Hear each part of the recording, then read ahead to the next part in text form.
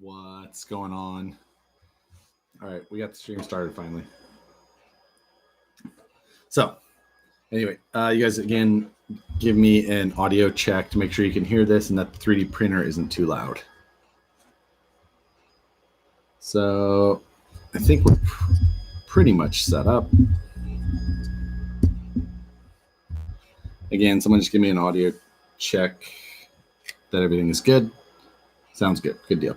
Is the 3D printer loud? Is it too loud? If so, good. All right, we're in good shape then. So anyway, this was just because we had pretty good luck with this last week. Just a informal in the shop type deal. I've been fairly busy this weekend. We got the cage work for the backside of the TRX4 build done.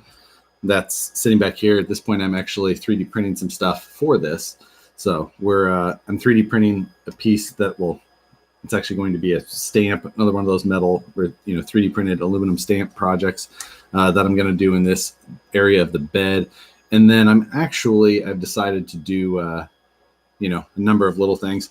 I'm going to take the ESC, which I previously had up here on the battery tray, and I'm going to put it in the rear portion here. And I'm going to do another one of those mounts like I had in my Carnivore, where the ESC is kind of on display, kind of built into a 3D printed mount.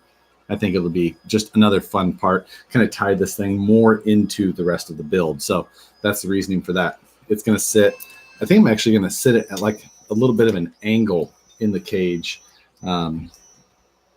just for a different style, kind of make it organic. That will be an all 3D printed part though, so it'll just kind of sit in there and displayed. Anyway, let's see. Wow, thanks everyone for joining. Let's see where we got everyone coming from so far. I see Illinois, Washington, Tulsa, Oklahoma, Norway. Hello from Norway. So, we got a bunch of stuff going on. Will I host the design? The design for this, as far as like my PDF templates, I could. It's really simple though. But yeah, I can throw these PDFs up on my website. If I don't have them detailed out like I did my other cage designs though, so that it wouldn't be as complete or as thorough. But if it's something you want, sure. And I also narrowed up the bed on this, so it's not like it'd be a direct bolt on unless you did something very similar. I'd have to give a bunch of real information. But let's see. Durant, Oklahoma, Colorado, California, Canada, Texas, Utah, ME. What is that? Is that Maine? Calgary, Kansas, Colin, Kansas, 801, Utah, Michigan, Sonoma County, not too far away. JJ in San Jose, Louisiana, Victoria, North Dakota, Lake Tahoe, not too far away. Alaska, Michigan, New Hampshire, Tennessee, dang, Florida. I'm trying to add an air dam to the top of the ESC to cool it like the trophy trucks. I kind of thought about that, just to kind of bring it in, but at the same time, I also don't want to shroud it so that you can't see it after doing all that work. So we'll see. It was kind of a fun project on the Carnivore. I think it'll be fun in this one as well. And we'll just something new to integrate, try it out. So yes, please host the VS. The wagon could use a new cage. Yeah, I'll throw it up there. You guys, I'll try and get it on my website in the next couple of days. I saved the PDFs and things like that. So should be an easy one. What's going on, everyone else? Let's see. Phoenix, Reno, Washington. Yes, Maine. What TIG did I use? For this, I have a Razor Weld 160p TIG. It's just pretty budget friendly. TIG is one that I've had for like 6 years now or something like that. Gives me high frequency start. It has a pulse function.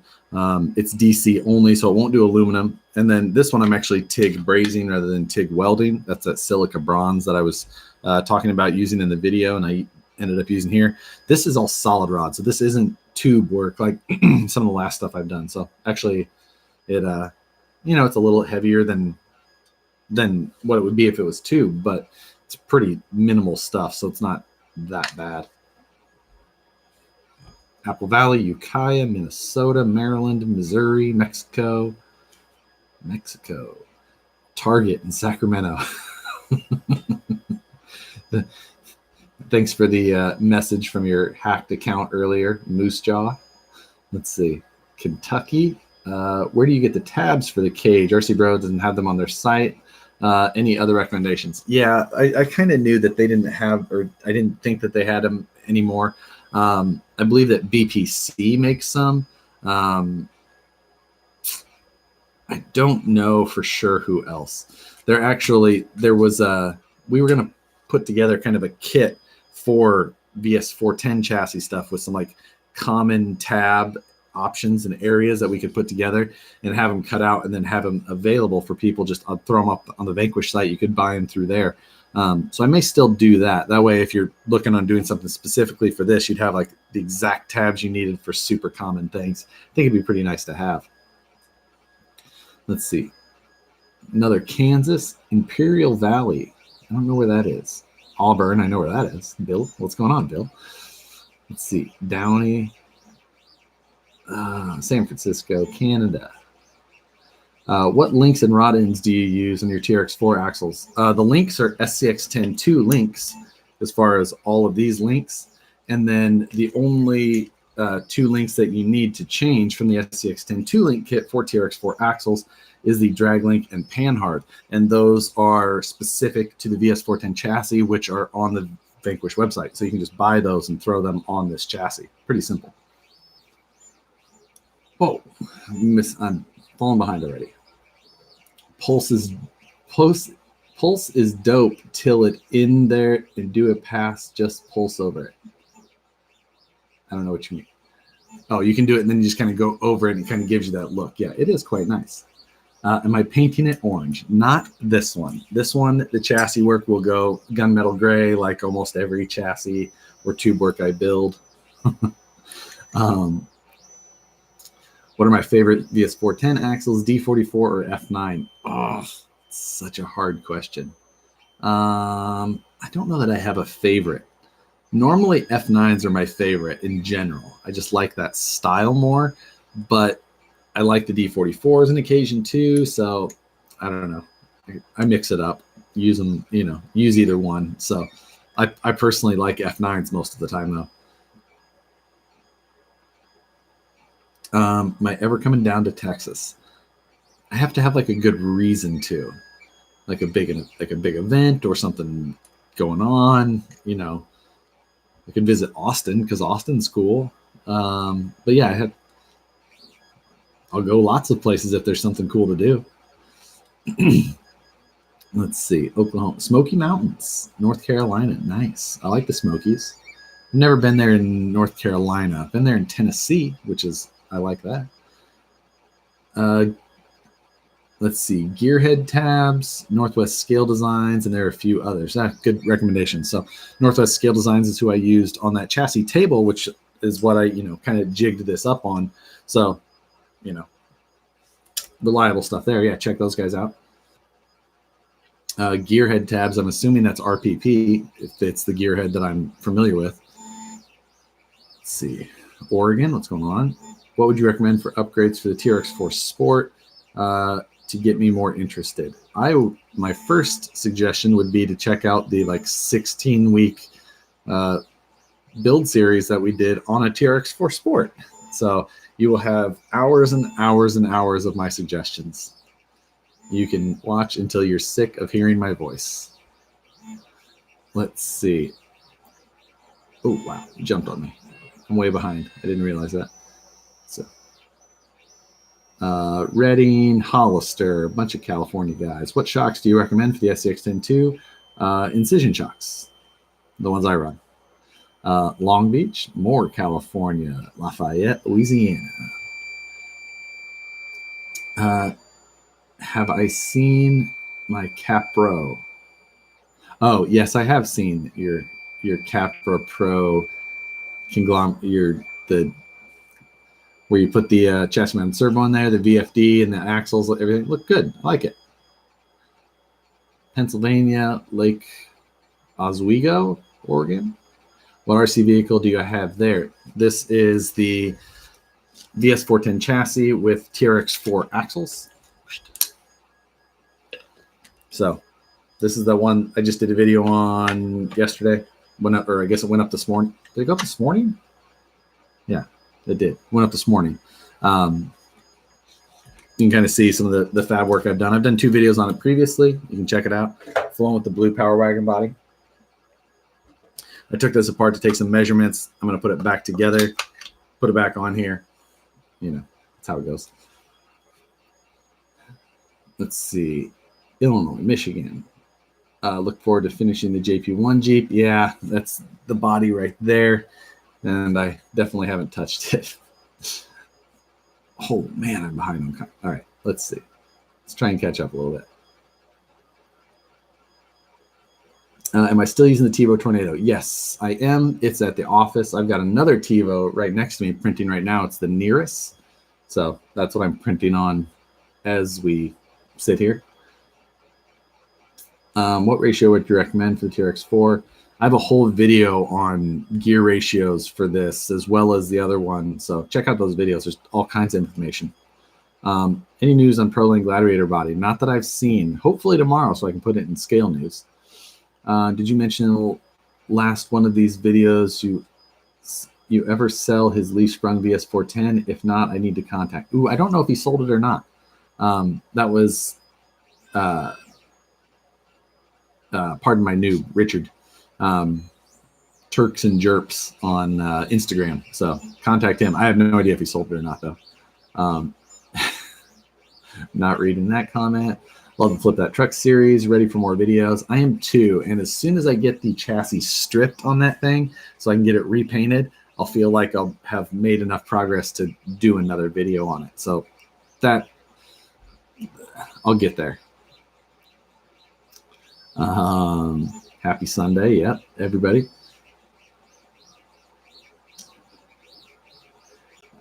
Oh, whew, man. We got people. Let's see. What inexpensive shocks do you recommend for under 40 bucks? I don't know. You kind of get what you pay for with shocks. So you can run cheap ones if you want. It just, you know, is what it is.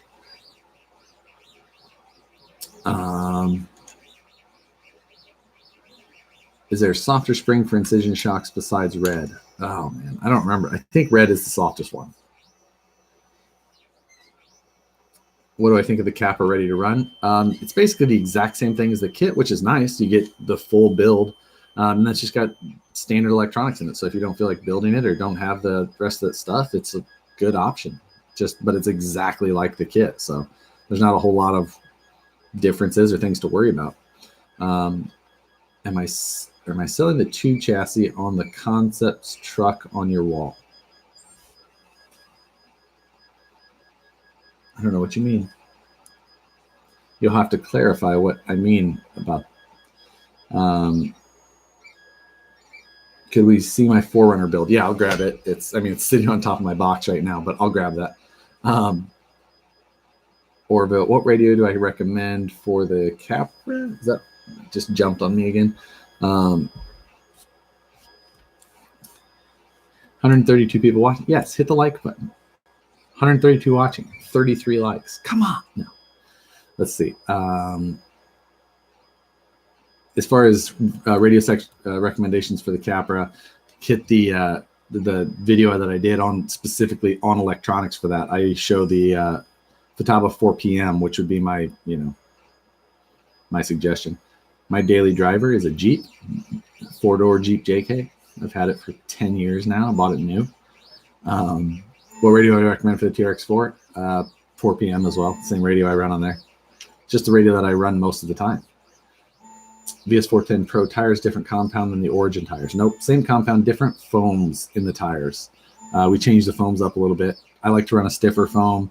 A lot of people run a lighter foam, so we changed them up to a little bit lighter. So other than that, the exact same tires. What's a good way to mount an RC Servo drive body to an SCX-10 2 chassis? I'd like to use the lower side holes in the body. Is there a brand that makes a kit? Man, I think that Dinky RC makes a 3D printed kit to mount an RC four-wheel drive Mojave body onto an SCX-10-2. Check that out. DINKYRC. Facebook. He's got a website. Google it. You'll find it. Pretty sure he's got a kit though. Can I link any info on Capra upgrades? No. Oh man, I'm so far behind. Can I make a run video of the Dancing Rider? I should do that. Am I going to USTE? No, I won't make it to that one. Am I still using the T-Board NATO? If so, why is it so loud compared to my TiVo Flash? I don't know. I guess I don't find like that mine's all that loud. Do I have a cage for the Axial 2012 JK? Sorry. The comments keep jumping. It won't let me just stay so I can read them. If I'm looking to buy one of the old Jeep or Axial Jeep JK, or wait, no, that's the 2012. Oh, okay. You're looking for that one. No, I don't have one. eBay it.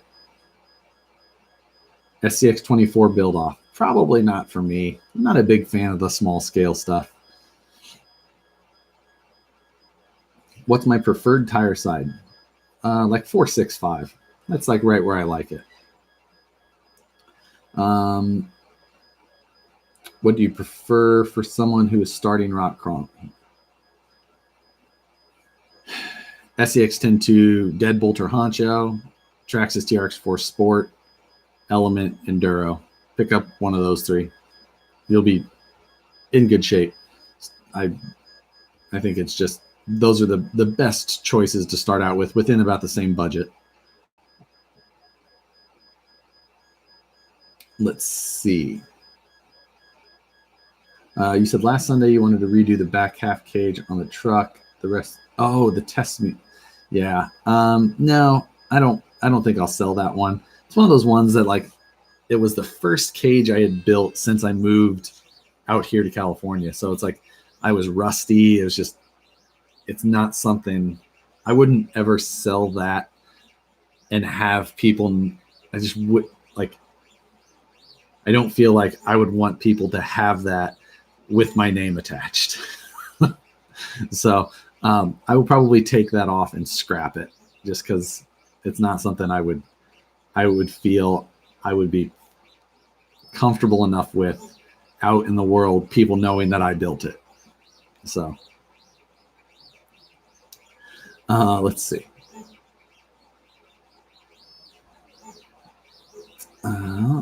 Tires on the DS410 in front of you, what are they? They seem a lot wider than standard crawler tires. These are just Proline Hyrax. It's probably just the camera angle or something that makes them look wide. I mean, they're wide, but they're not crazy. They're just a tall, big tire. 475 tall. They're a big tire. Do you know who the SD Scalers is? You mean the San Diego club? I don't know. Is that what you mean? Any info on the Jeep Gladiator body? I'm really hoping it's out before Christmas. I'm assuming that it will be because I don't think that they would release or tease it that early. I'm guessing that it's almost done. I went to look on Dinky and my browser was already on their webpage. There you go. The TRX4 budget build off with the SVG got me into crawling. Hey, cool. Thanks. Love my TRX4 Sport. Where are we? My SCX-10-2 has a grinding, high-pitched noise. Check the gears in the mesh. Keeps doing it. Any recommendations? Check again. You got something messed up. Check your gear mesh, the pinion and spur. Check in the axles to make sure you got something grinding. You just got to check it. There's nothing you just have to physically do it. It's not really something you can just say over the internet to figure out. What's my opinion on traction hobby? Would I ever consider one? Probably not. It's another kind of one of those Chinese brands that you never know if it'll go away or if it will ever be supported or if they'll ever have if there's a problem part, if it's something that will ever have a solution. It's just one of those ones that I just don't see any appeal in. And none of their designs are all that interesting. They're just kind of the same looking old style axles. So I just don't really see a reason to try them. Let's see. Birmingham, Alabama. Will I ever take my one-to-one Jeep out for a trail run? I take it. It goes on moderate or mild trails to places that I want to go. Basically, it's stock. It used to have 35s and a level lift on it, but I've got 170,000 miles on that thing now. It just gets me where I need it to, and has a lifetime warranty on it. So, just keeping that thing going. I don't really like the new Jeep. I do. I love the new Jeep, and I love the new Gladiator. And then I saw videos of the new Jeep Diesel, and I like that even more. What are my opinions on Proline crawler shocks? I like them. Ran them a lot in the past. Hello, let's hear about this fancy truck you got there. What's going on, Michael? Just ordered a Fortec/Bandit no prep drag car. I hope to get my no prep drag car going soon. We'll see when that happens. I won a VS4 Pro Futaba 4PM and Futaba S9177 from Super Shafty raffle. Sounds like you put it together. It's basically exactly what I would put together. So, sounds like you have a hell of a win. What's a better radio, the PM or the PV? The PM is just a replacement for the 4PV. That's all it is. Slightly upgraded. It's almost no different. So very, very minor differences. I have them both. I see Rich Holman. You got a new subscriber. I'll get some videos out. Oh, I think you're responding to somebody. I don't know who that is. Any ideas yet for your class 3 rig? No, I don't. I'm stumped. I just don't know.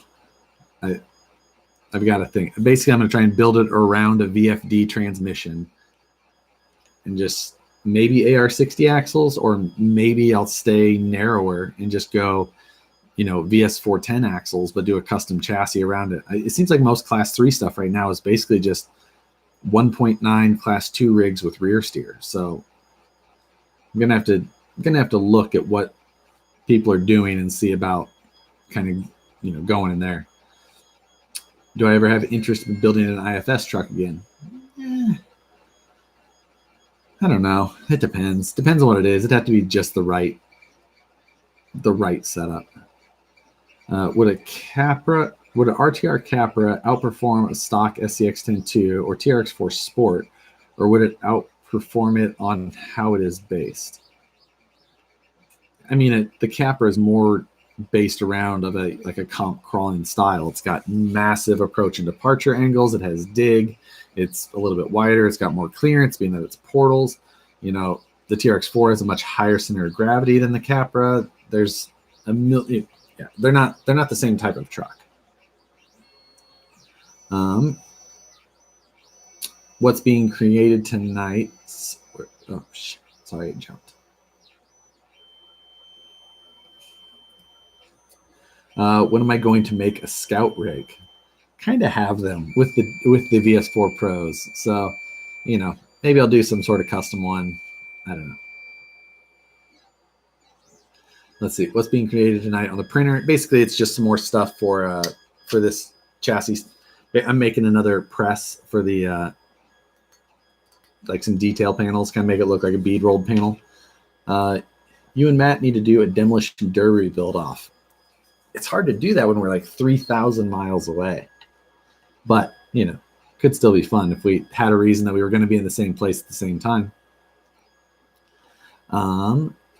Whatever happened with my FPV hobbies? They're all still around. It's how it happens, right? Just gotta find time for stuff. What radio should I get for an RC crawler? Futaba 4PM. There you go. Can we get back to talking about Crocs like last Sunday? Crocs are not sandals. Discuss. What am I working on tonight? Well, I haven't worked on anything yet. I'm mainly just staring here, moving stuff around. You know, I need to get to work, try and put this back together. How about a capper with VS410 trans? It's nice, but it requires offset front axle. So, you know, for the VFD, so capper axles won't work. Blah blah blah. Top 5 crawlers of the year. Let's see. You put here TRX4 Sport, Enduro, Sendero, and the number 1 would be VS410 Pro.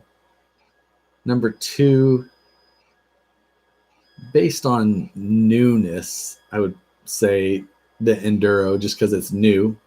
You know, has that new factor. You know, beyond that I would tie the SCX-10-2 and the TRX-4s basically at this point. And then number 5, I don't know.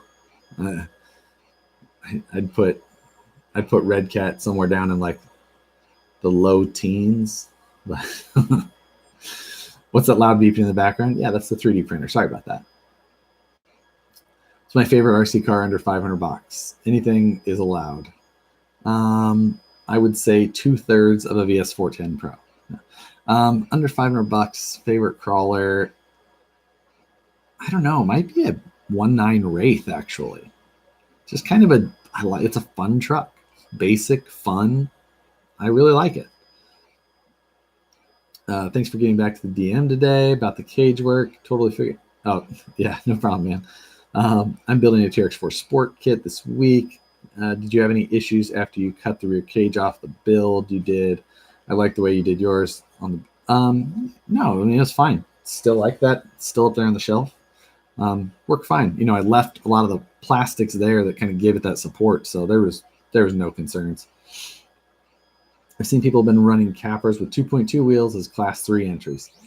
Yeah, I mean, I don't know how that's going to point out and things like that, and you got to still run winches in reasonable spots, and I just don't think that looks cool either. I don't know. I don't like it. I don't like that idea anyway. If you did an OG SCX-10, what would you build? I wouldn't. There's no reason to. I just wouldn't build one. What event am I attending next? Well, Crawl Masters will happen sometime in February, maybe early January or late January, early February. So most likely that's it. Crocs are abomination. Is water wet? What do I got for sale? Everything's for sale, but nothing specifically right now. Crocs are for hippies who hike and keep trail mix in their pockets. How much is a Futaba 4PV? I would highly suggest Googling it or go to A-Main. I don't remember what the cost is off the top of my head. $220, something like that maybe. But I would just look it up. Biased on the VS410. Well, yeah, but I got to work on taking something and saying, what do you want to build? What would be what you would want to build? And then we built that. Granted, not just like we worked as a team and said, what do we want to build? And then that's what we have. So that is going to be my favorite because I got to make decisions or help make decisions on what exactly I want. It's the car I want. It's the car I build. Build that. There you go. Of course I'm biased. But it's because it's all of the choices that I would take and then build.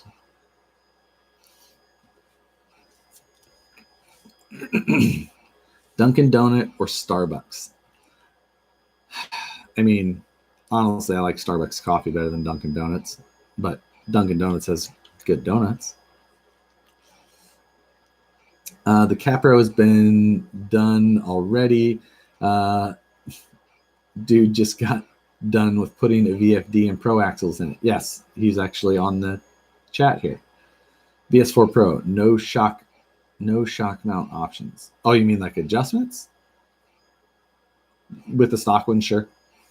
I mean, if you want to do something, you really don't need to move them around much unless you're trying to do something completely different, which then you can just change them.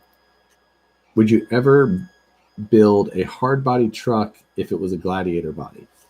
I would, but I also have a hard body truck right here.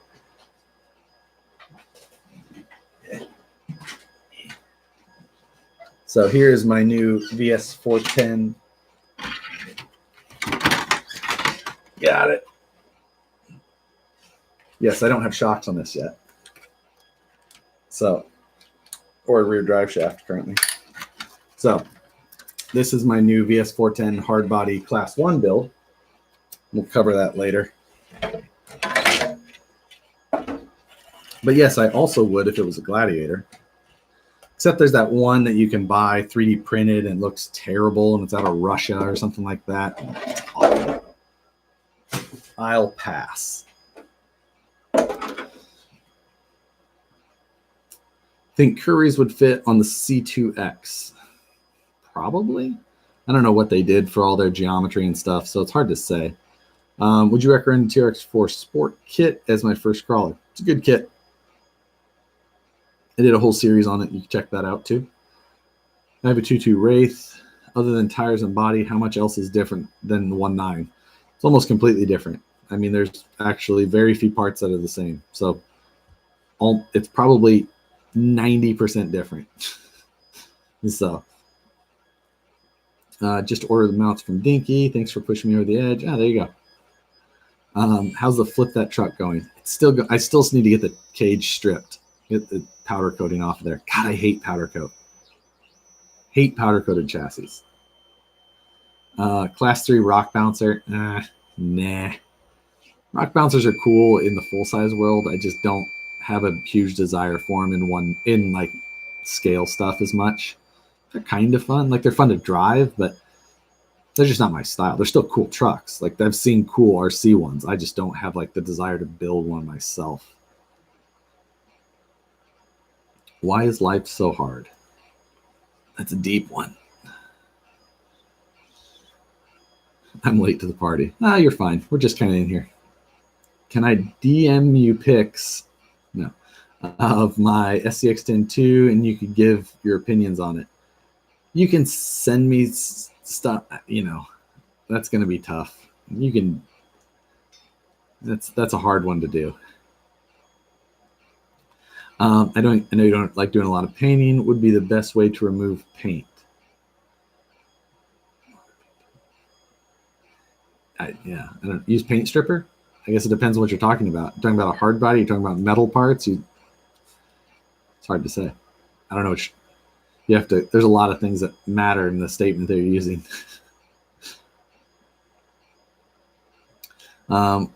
What's the worst rig you ever bought? Oof. I don't know. Maybe the Kyosho Rock Force way back in the day. That thing was awful.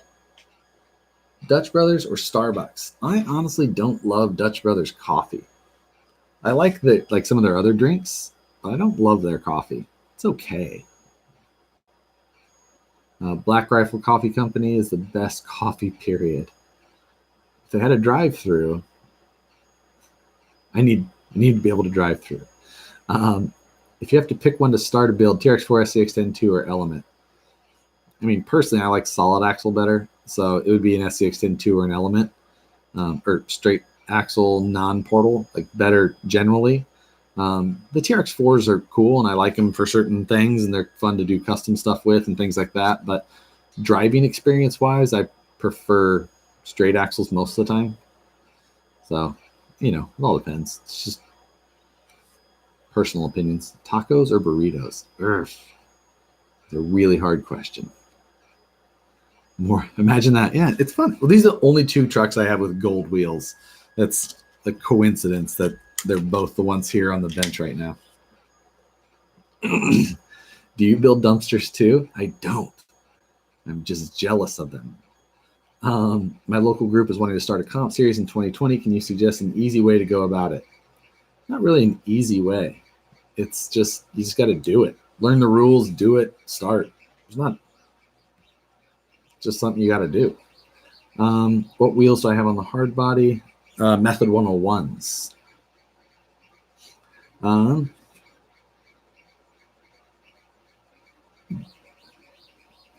Let's see. What is the meaning of life?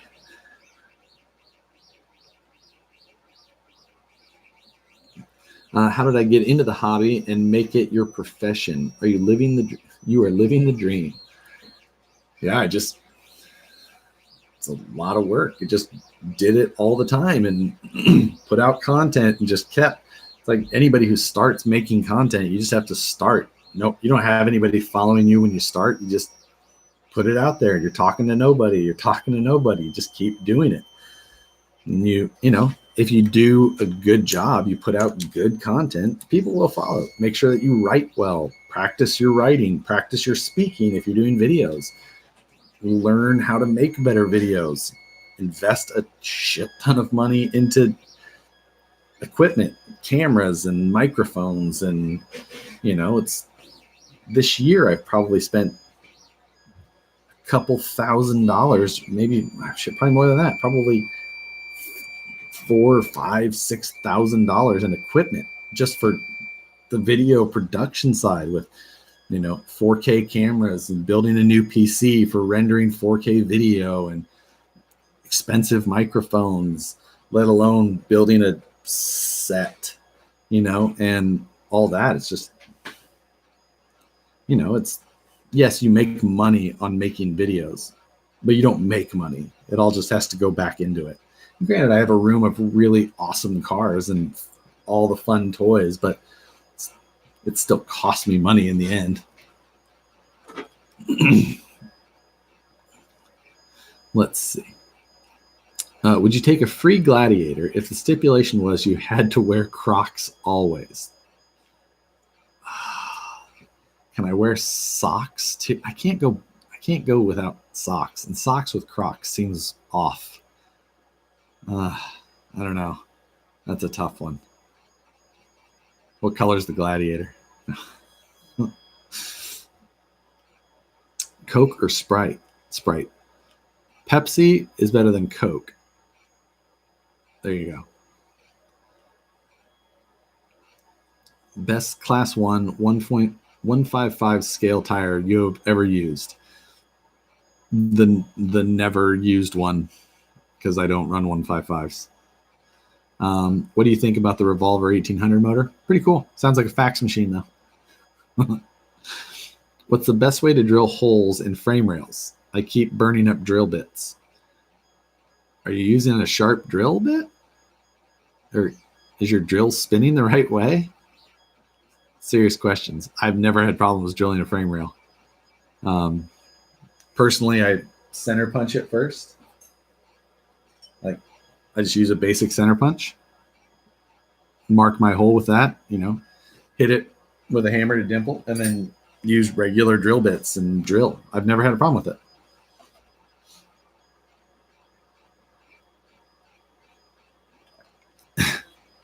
Dumpster monthly mayhem. Dumpster drag bolt. World's fastest dumpster. Yes. Let's see. VS410 Axial kit for the... Whoa. Hold on. Let's see. VS410 Axial kit for the Enduro Sendero 109. Looking forward to on the wish list. Abe to my the date with. Abe up to date. I don't know what you mean. Sorry. It is the VS410 chassis on the Enduro. Works well though. I've got mine over on the other shelf that you can't see. Let's see. Hobbywing 1080 ESC. Any experience with it? Yeah, a couple of times. Works well. Basic. Works common. I used it in the TRX4 budget build and went through all the programming and settings. Let's see.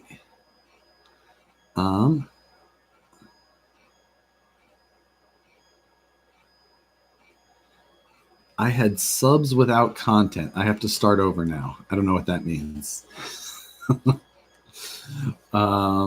What's my opinion on boom racing fat axles? I don't like any of the cast axle stuff. It's not something I would run. Would I ever use super shafty SS60 axles for a build? Probably not, because I could use Vanquish ones.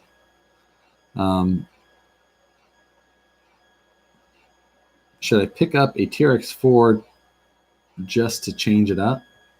Sure.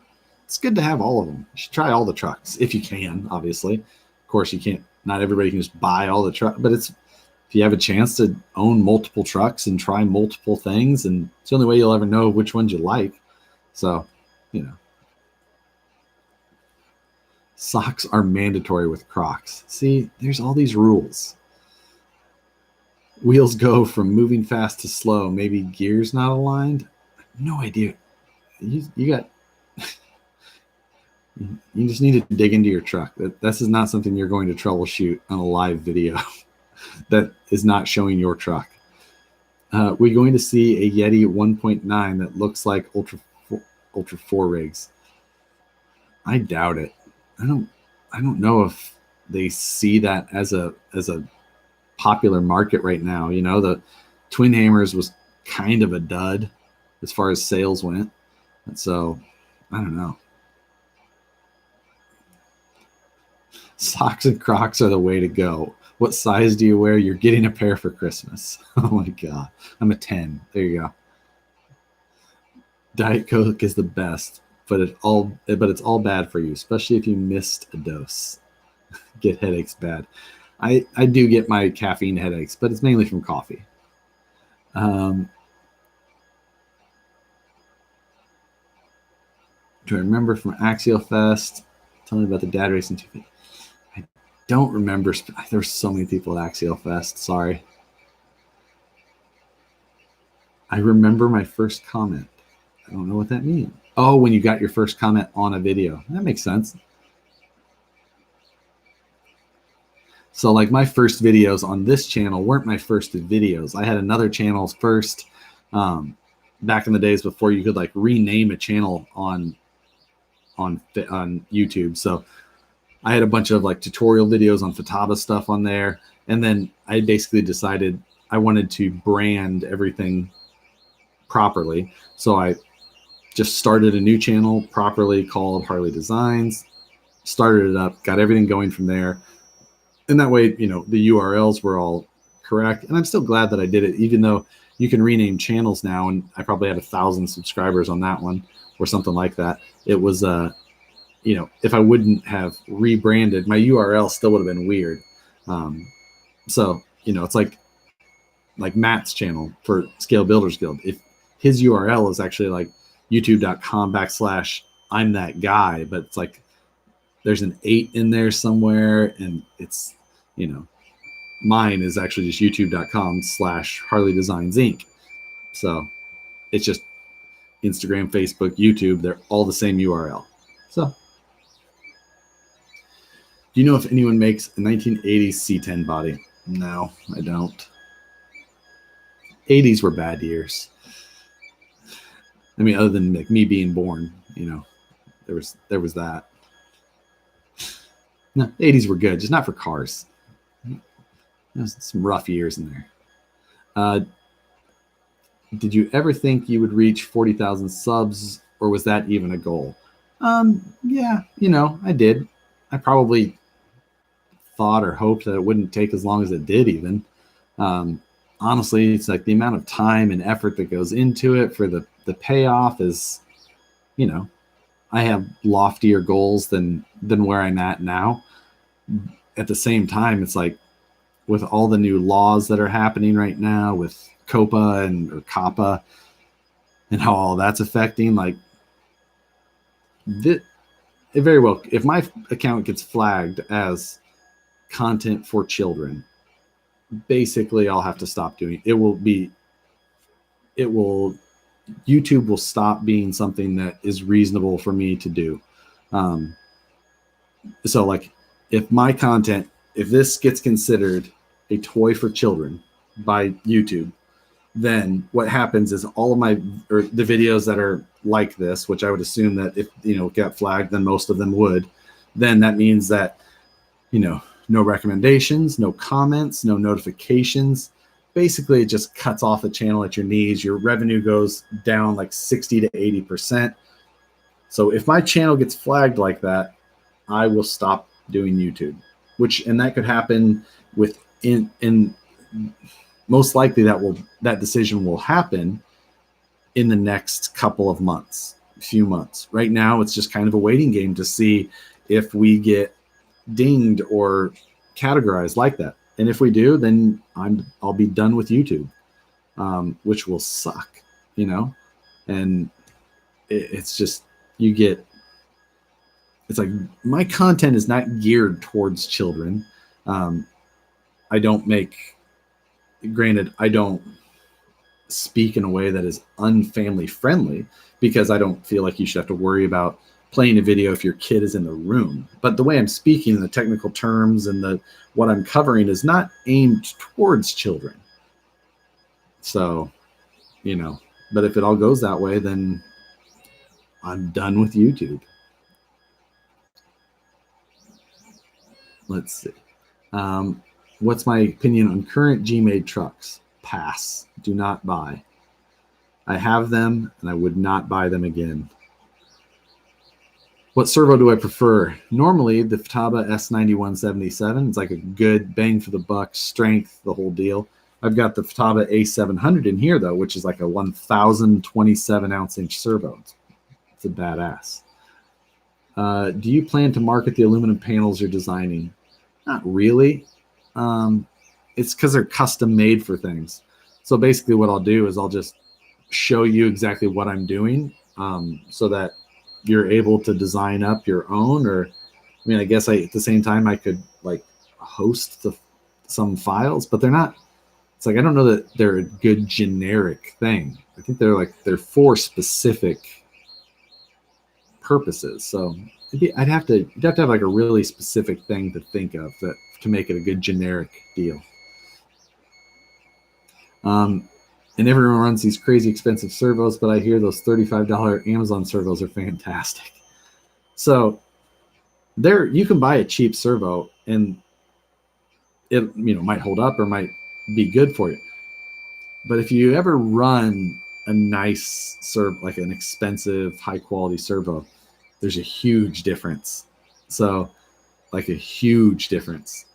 So if I took one of my normal servos out and put one of those $30, 20 kilogram JX servos in, or, it's just, they'll get the job done, but it's not nearly as enjoyable of an experience. Let's see.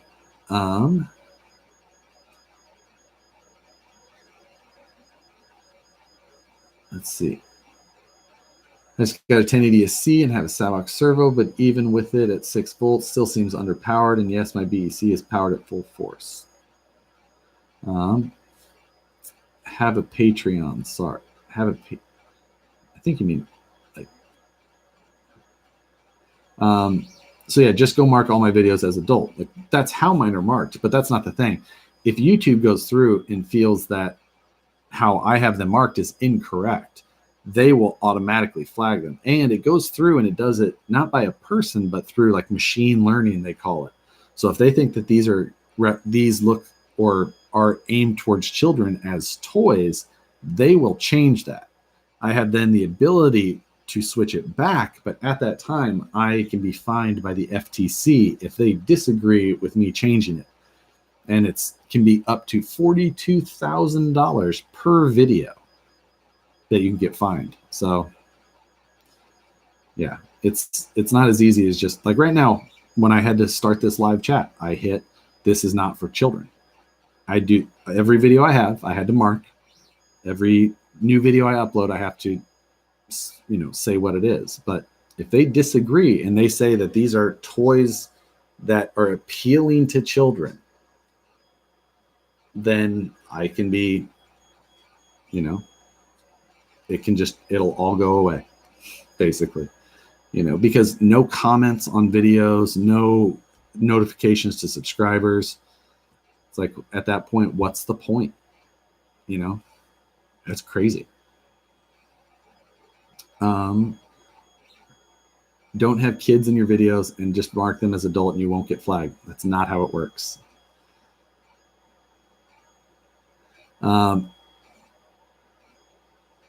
Let's see. If someone has a toy truck in the title, I get cartoons in the suggestions list. Yeah, it's the box 16 years and up hobby grade. That's the thing. It's like, yeah, these things show on the box, 14 plus is generally what they say. But that doesn't mean that they won't see this as a toy. And when I say they, I mean the FTC or YouTube. It doesn't matter what we say and that they're hobby grade. It doesn't matter. If they see it differently, they're not going to. This is somebody who has no interest in learning our segment.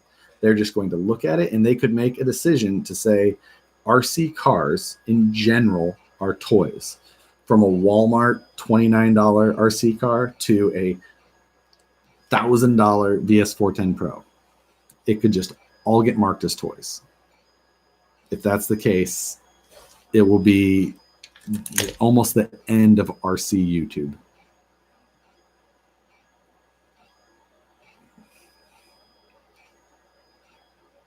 Oof, my comments are jumping all over the place. All right. You skipped my Washington comment. I'm sorry. I didn't see it. It's just, like I said, the comments are jumping all over the place. Would a Hobbywing 1080 ESC need a Castle BAC for better function? Depends on the servo. When is the next rock crawler event that you are going to? Probably Crawl Masters, I think, unless there's other than like local ones here around Folsom. Have I looked into using other benders for bending your pipe? I used benders in my craft and think they would benefit you really well for so I've got some very specific benders that are made for doing tubing. The one that I use is made by Oakenshield Productions, and it's got actual 3D printed like mandrel dies. So it's a really nice bender. Northwest Scale Designs just dropped a new bender. I saw that. I think it's a tube roller, actually.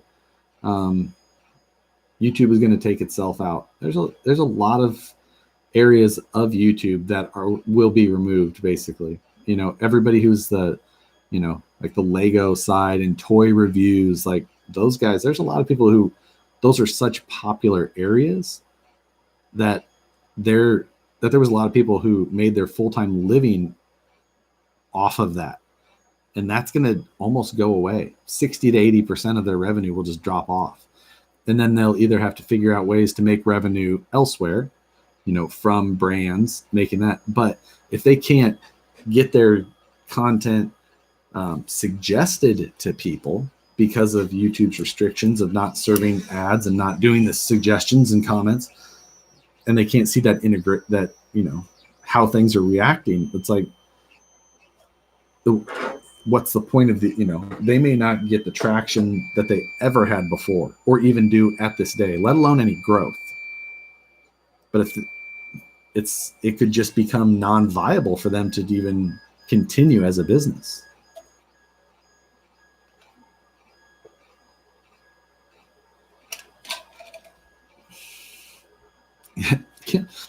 Kim's here now. She says hello. Tell Kim hello, Bill.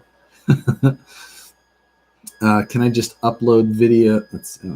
Crap, jumping in. Can I just upload videos to my website and link your Facebook?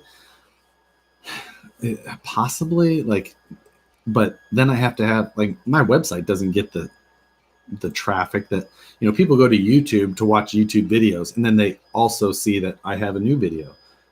I don't have that many fans that are just going to go to my website.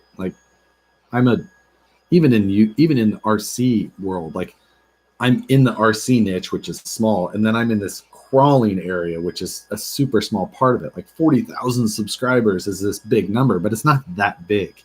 I don't have 40,000 fans. Some of those are old accounts and stuff like that. I've never bought a subscriber, but it doesn't mean that those are all active people. It's just I have a small. It's just, and then the whole thing of the revenue that I make now is what does help me be able to do this stuff and buy equipment to do somewhat decent production value and things like that. And it's just like it's all just could go away. You know, like I'll go through and, you know, I never like to talk money about YouTube and things like that, but you know, it's like I can make a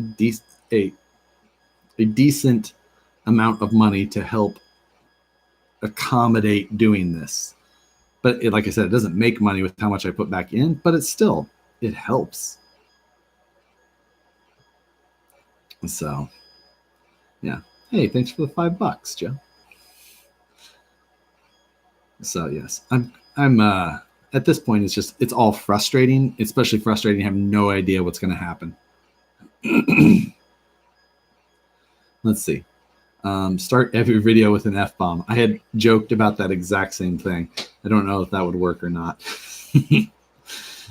Let's see. Pizza and beer or steak and water. Ooh. So I can't drink beer anymore. It gives me like migraines. And I really miss beer. So I would say steak and water. Specifically, steak and a tonic water with a lime. Perfect. My perfect meal. Just yell the F word once every video and that will work, right? You know, it's like, I'm not making it for kids, but if your kid is next to you and you're playing a video on your phone, I don't want to have to be like the guy who you're like having to cover your phone because I was talking like an a-hole. I say that and then I almost cuss when I'm saying it. Anybody who actually knows me knows I talk like a sailor, so I do pretty good to restrain myself in videos. I'm just saying. Do I have any trucks for sale? Everything is for sale, but currently, nothing specifically. Children at what age? 13 or younger. Especially since all RCs are basically labeled now that they're not recommended for 14 and under. I know but do not rely on common sense and the government to make this all be okay. It's just, if they decide something, it'll just, and it's, not many children have $1,000 for a nice rig. And it's true.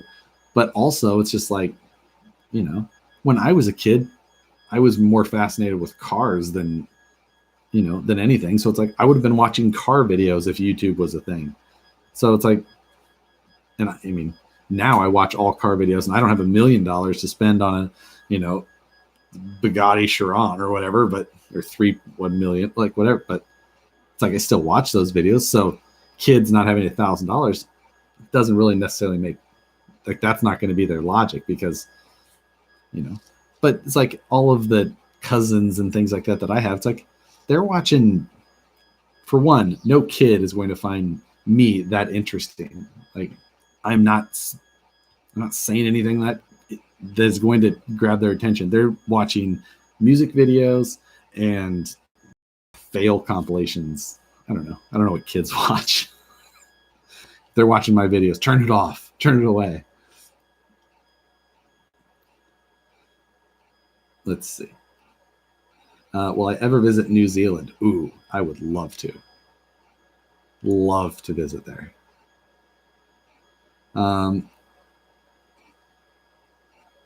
Kiwis or Aussies? Oh, man, Aussies do some pretty awesome burnouts. That's cool.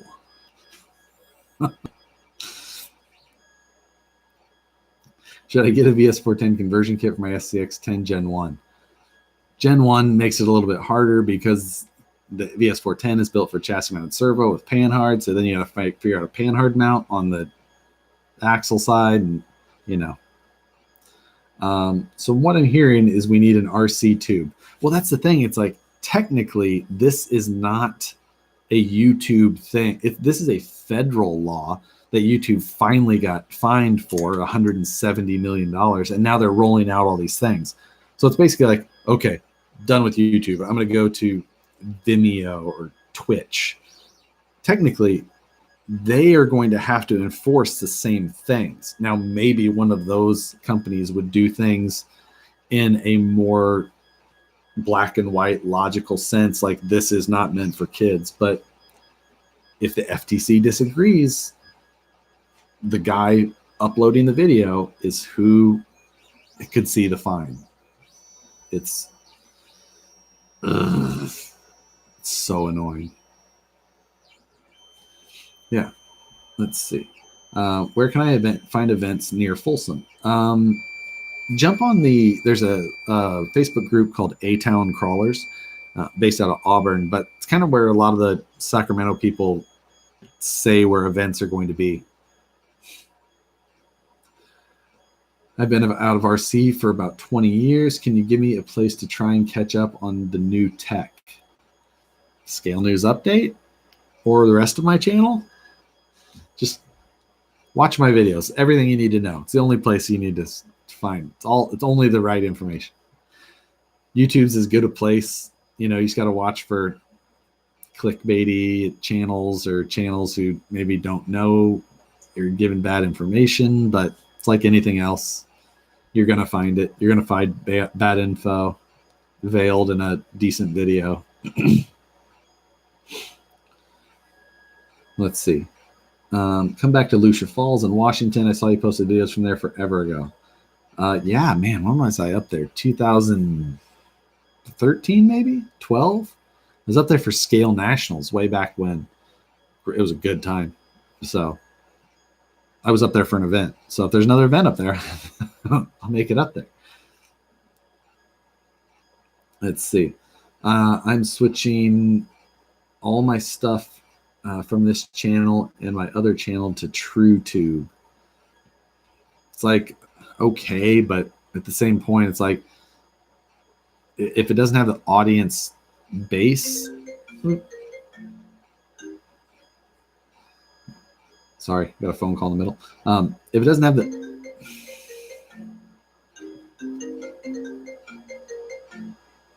keeps doing it. If it doesn't have the audience base, it's like, I'm not just going to go to some random site and I don't know. And again, like I said, they could get, or they should be enforcing the same rules as anybody else. So I don't know. It's going to be, it's a wait and see. And then at that point, react and figure out the best way to do it. So,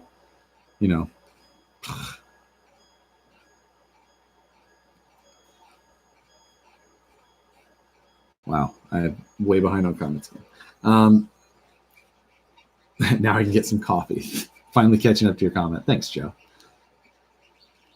They're getting greedy, even though they ramped up the commercials way up. Yeah, and like I said,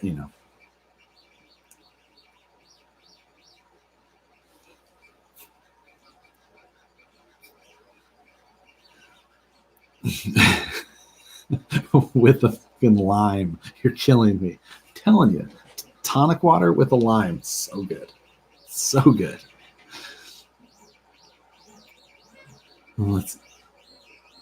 Every platform will go through this with the FTC once they work out all the kinks with YouTube. Exactly. Let's see.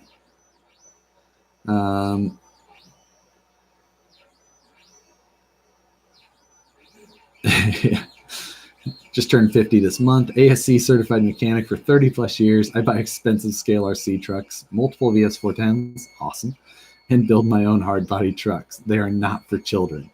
I very much agree.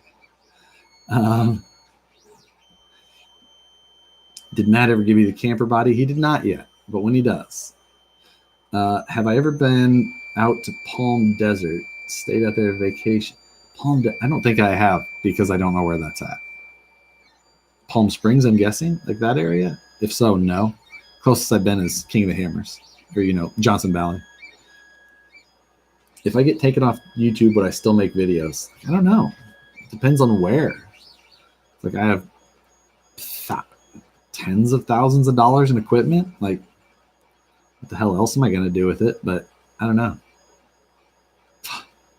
It's really hard to decide. And it's like, it's not that I would get taken off of YouTube, but without comments or, you know, the ability to do this, like, what's the point? None of it makes any sense. What's my favorite movie?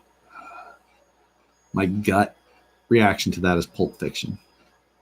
Probably at this point, probably my favorite movie. Do I ever watch Bitwit and Paul's Hardware? Yes, I watch both of them. You should do your live show with some and drink and just drop every bomb you can. I like both of those guys. I watch a lot of the PC and PC building channels like Bitwit, Paul's Hardware, Jay's 2 Cents, and Linus Tech Tips. So I'm not a big PC builder. Like I built one, but I find that stuff interesting.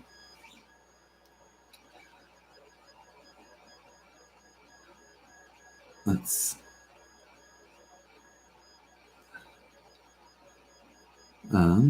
gaming on YouTube, and gaming could get pulled too. Like it could be the same way. It's just like gaming is a lot of that is kid, you know. Look at all the Minecraft videos. Like the amount of, like, those are kids watch Minecraft videos, hours and hours and hours of that stuff.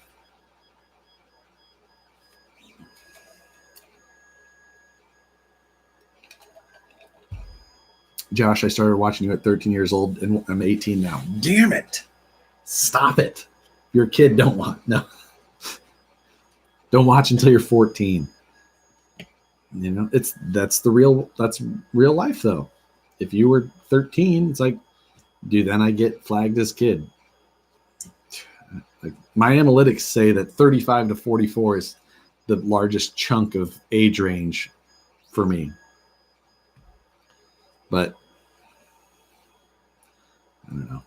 I'll rant about this stuff forever just because of how much it could just go away. And then I could, like, if videos no longer seem viable for me to make, then like, do I still, it's like at that point, there isn't a point for Axial to send me a new car earlier, you know, or anything like that. So it's like, that affects my enjoyment of the hobby. I obviously, who wouldn't want free, new, cool stuff to play with? Like, that's why I do it. It's because I actually like the cars. It's not because I'm like trying to make money. This is what I like to do. Playing with new stuff is fun. It sucks. When's the last time I was crawling? Last Saturday. Let's see. My 3-year-old nephew watches you with me just to keep saying that it's a chassis and big tires all video long. Yeah. It's like, my videos should be fine for a kid to watch. I'm not making non-family friendly content, but it's not aimed towards them. My students watch music videos, fail videos, Fortnite videos, and YouTubers who spew nothing. Right. When are you going to see F9 portals with the offset pumpkin? You mean available separately? Oh, wait. F9 portals. Oh. I don't know. More time. It's just another project. Be fun. Okay, what did I miss about YouTube? Sounds like you are in trouble. I could be, but I don't know how much longer I should rant about how pissed off and upset I am about this whole thing. It could end up being nothing, I hope. But it could end up being just the end of the channel. Okay, my comments are skipping so far that I'm just going to have to go to the bottom. Is Vanquish going to start production on AR60 stuff? I don't know. A lot of that stuff is hard to say at this point. If you drink, you could always do a drunk series in your building, which you probably wouldn't be kid friendly. I don't know. If I was talking dumber, maybe it would be more appealing. I don't know. Can't you just block ages under 17? Nope. because currently you have to be over 13 to start a YouTube channel or to start a YouTube account anyway. But the FTC isn't dumb enough to think that kids aren't still watching or using a parent's account or just lying. So, nope. Yeah.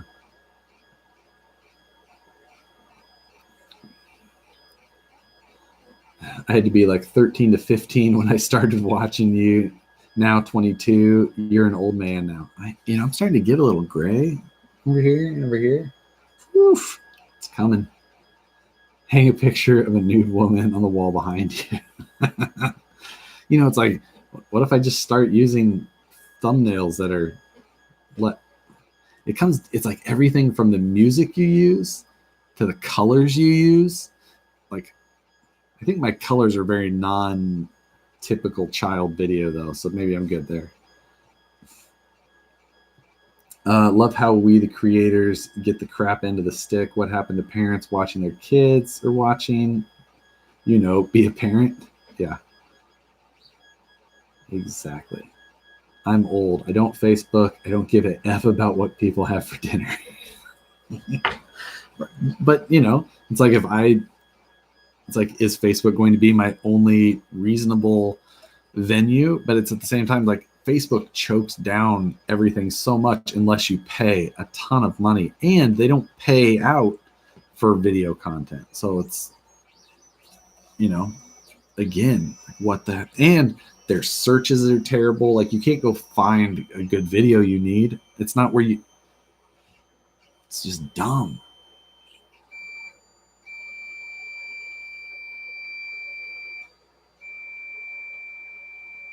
Getting back to builds, when are you going to put a Capra skid and trans and a VS410 chassis? I'm not. The Capra transmission, I would say, is the weakest part of the Capra itself. The gear ratio is way off. Like, it's way off. And the dig is not that good. It's just the VS410 transmission, the VFD, is way better, like just way better, leaps and bounds better. I would be much more inclined to take and put a different transmission in the Capra than I ever would to use the Capra transmission in anything else. Change your focus from reviews and builds and do more vlogs. It's like, yeah, that's a possibility. My thoughts there were similar. Is, like fab stuff like yesterday, welding and stuff like that. That's where I came from. That's what I like most. Maybe I could skirt around, it a little bit by doing mostly that. And, but it's like, what happens if one of those gets thought to be more kid oriented still then? And then it's like, then do I get a letter in the mail with a $42,000 fine?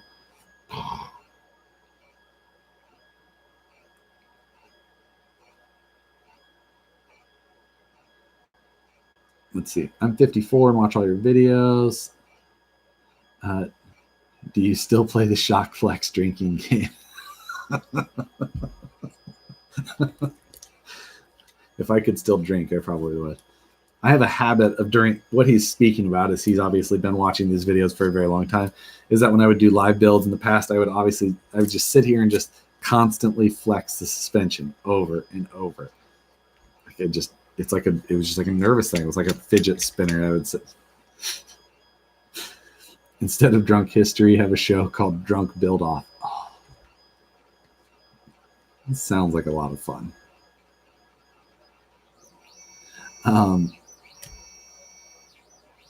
Palm Springs is 10 minutes away from Palm Springs. What? You must mean Palm Springs is 10 minutes away from Palm Desert? With me being out of RC for a long time, is Axial Capra a good start? That's a fun truck. If you like the style and everything like that, it's a fun truck. It's just a different style. But you also got to watch so you don't get demonetized. It's kind of a lose-lose. Yeah. YouTube is always trying to push the idea of how to get their system is for targeting users with things. they're interested in. So why not give the content creators the option to choose age group then? Yeah, it's one of those things. It's like they also know that people just aren't going to say the actual age group they're in. Did you make the car tower behind you, or did you buy it? Oh, the shelves? No, those are from IKEA. It's the lack shelf. There you go. See, I have a little spotlight on the remote. Woo. And I can put it on a timer. Yeah. They'll turn off in 15 minutes. YouTube already announced a kid version. What that entails, I don't know. Well, yeah, but they know that kids are still watching what's on regular YouTube, because that YouTube, I think the kids thing's been around. Just start your monthly mayhem. Drink a 5th of Jack and build the 10-2 the fastest. Oh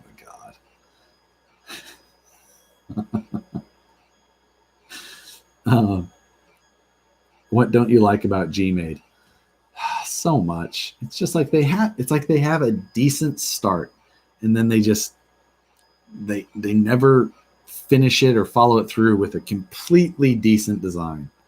Like, everything about it's just a little off. Their transmission's a little off. It can't hold power. It's a bad design with a clamshell. The bomb or the GOM with its 50 million pieces of hardware of different sizes and bad positions, and just I bought both the GOM and the bomb when they came out, and both of them were just very lackluster. It's just I would not spend my money on either of them, knowing that there's much better alternatives out there for the same or less money.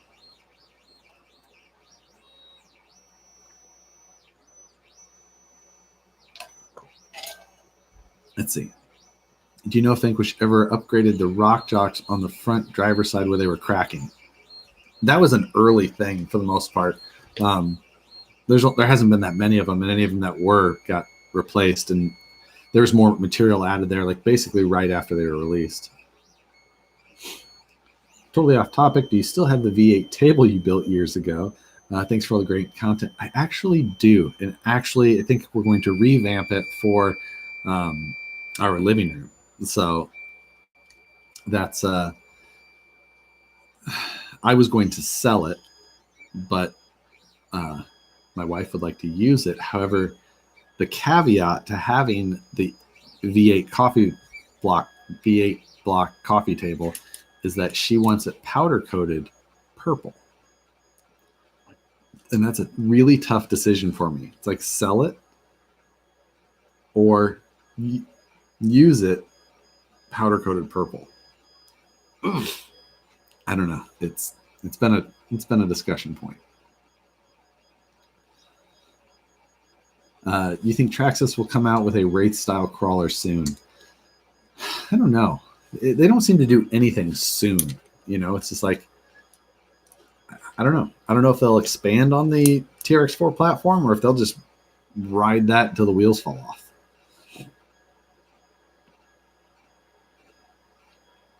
Best Futaba radio for the money. I'm looking to upgrade from a Spectrum. 4 p.m. Best for the money. Show some now. Let's see what you're up to. I don't know what you mean. How about the new Kragsman HVA built one? I don't know. Have I built one? Probably mean. I'm not a traction hobby. They're not one I would buy. Josh, sorry I'm missing the show. I'll have to come back later. No problem. I'm staying in line at Guardians of the Galaxy ride at California Adventure. Nice. What is my favorite RC ever? It's PS4 Pro, because it's one that it's like we built what my most favorite car would be. So it's like that's what it is. It's it seems like a biased opinion, but it's because it's what I want. I've got it. Like drift videos, RC videos need more scantily clad women.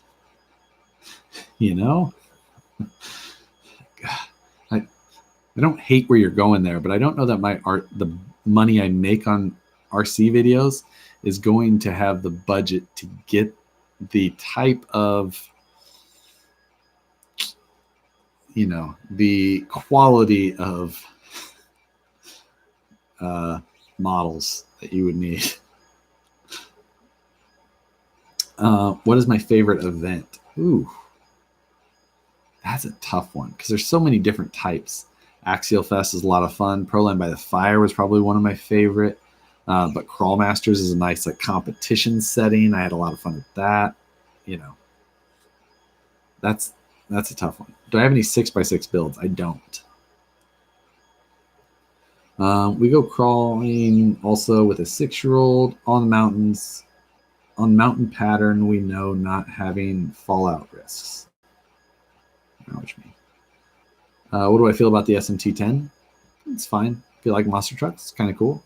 Needs some work. When is Vanquish going to build a 6x6? You're probably not going to see that one soon. So revamp the V8 coffee table to a hybrid coffee table. Put a motor on it?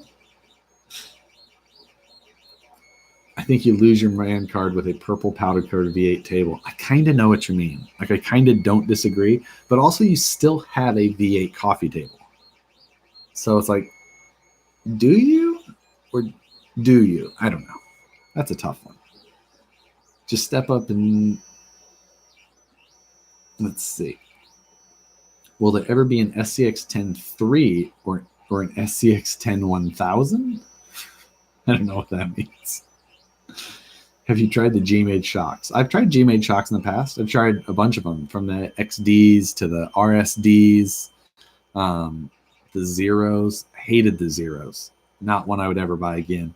The XDs were okay for a big bore style. And the RSDs, which are like the smaller scale ones, were okay. They looked good, but, it was a compromise.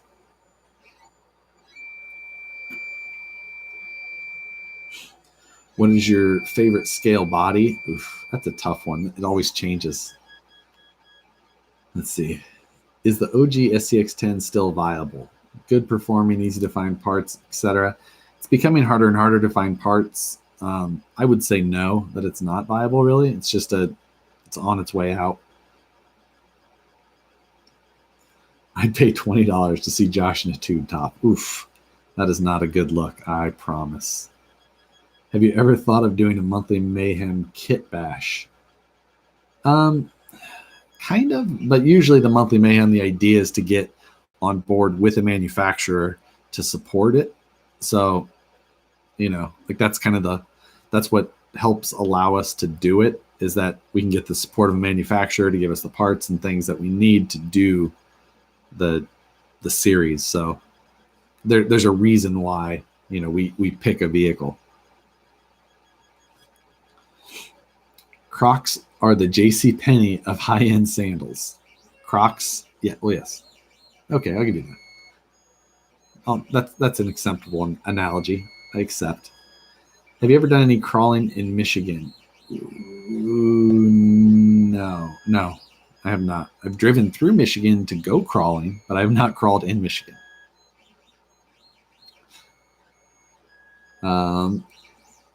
That's because you're spending all your money on those goddamn limes.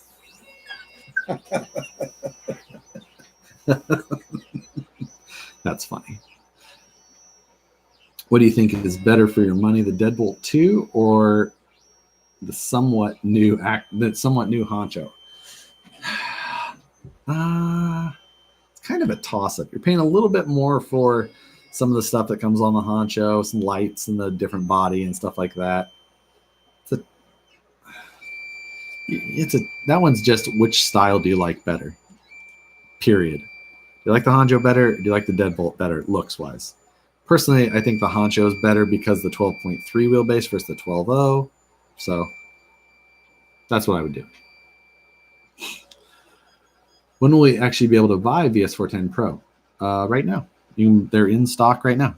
You can buy it and it will ship to you tomorrow. Direct from vanquishproducts.com. Put that Josh told you to buy it there, and I will go write you a letter on the box. Put in the notes, Josh said he would write me a note on this box. And then I will go write you a note on the box. I will draw you a picture.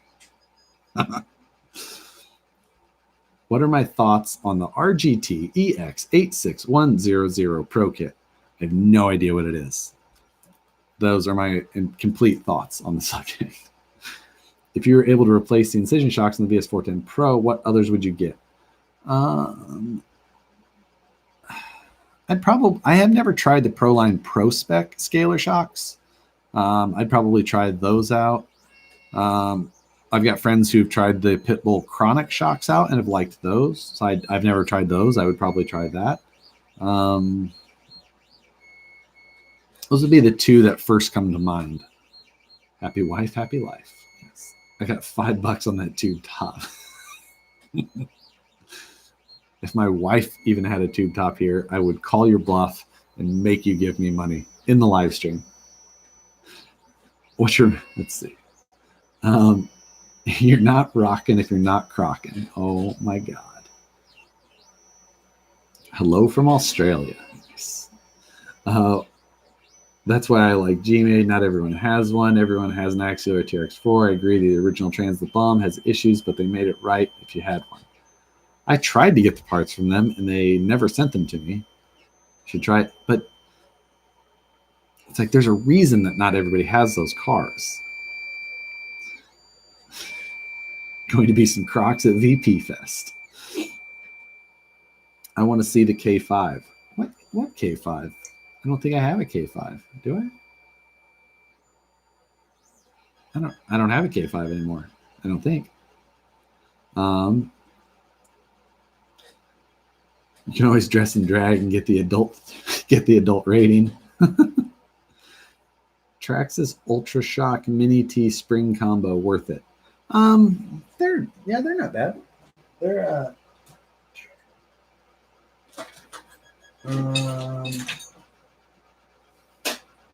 it must be at the shop, but I've actually got some with the the Mini T Spring Cup and all that, and it's a good option. It's a taller shock. It's a 4-inch shock rather than a 90 millimeter. 4 inches like a little over 100 mil.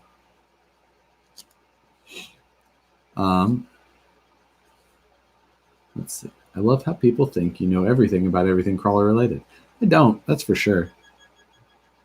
I mean, I should have a pretty good idea. It's like what I do for a living, but I definitely don't know all of them.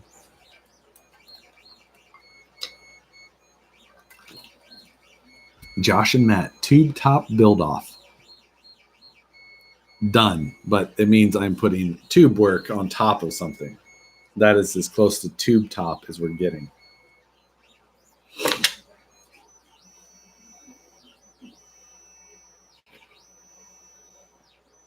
Let's see. What crawler impressed you the most while wheeling? I'll just take out the DS4s completely because those are obviously what I think is the most impressive to crawl factory. Beyond that, out of the box, I think the most impressive one, honestly, okay, I'll say it this way. I think that the SCX-10-2 was the most impressive box stock jump, because before that everything was larger pumpkins and things like that, with the exception of the Vitera. But the Vitera was so bad with its gear reduction that it was just not impressive to crawl. But it was the SCX-10-2 out of the box was fairly well suited. Now, granted, the first SCX-10-2 was the Jeep Cherokee, which had the huge bumpers and the huge body and was kind of a pain to fit through stuff. So, but once you kind of strip some of that down, that car in factory kit is pretty good.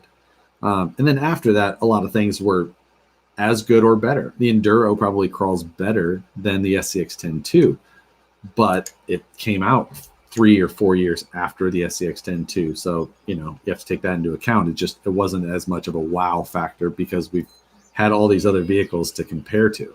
The TRX4 I think is probably the most underwhelmed I've been, because it doesn't crawl that well in comparison. It's got a higher center of gravity. The battery sits way up high. It can be suited to crawl well late, with some modifications, but out of the box, that was one that really kind of like underwhelmed me. So what are your thoughts on the Redcat Gen 7? It's basically like a cheap SCX 10-1. It's just not something I would recommend. Blew out my Desert Lizard shocks at Donner, getting some much needed incisions. Yeah, you can blow. Did you blow a hose off of it? Because I've seen that. Do you have preference on the color of your Crocs? Camo. No, I'm sure there is camo. Oh my god. I have a XXX RC car trying to find parts. I am not your guy. I will be no help there. Saw a few new items: 55 Ford SCX 10-2 body, Tan TRX4 Sport, and Kyosho Blizzard 2.0. Pretty cool. Is there a new Blizzard? I thought that 2.0 was not new. Is it new? I'm going to write it down in the scale notes news just in case, so I can look it up.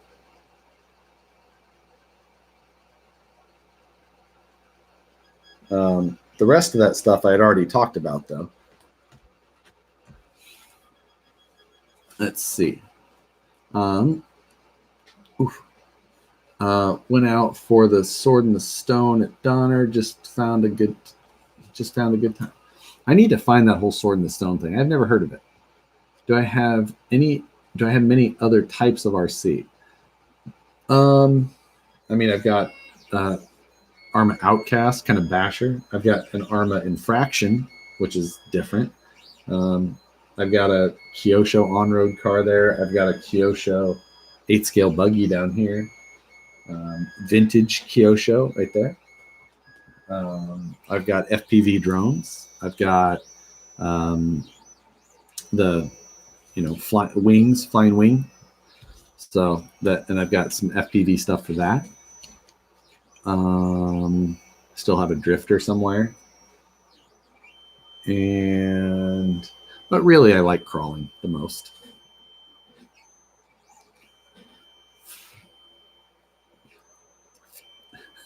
Wow, you said tube top. Almost had to unsubscribe. Proline should make a Scout 2 body like Redcat, just less bulky. I disagree. I don't think that Scout 2s were ever good looking. I don't like the real versions. I like the original Scout 80s and 800s, and that's about it. Travel All would be cool, or could be cool, but I never thought Scout 2s were cool.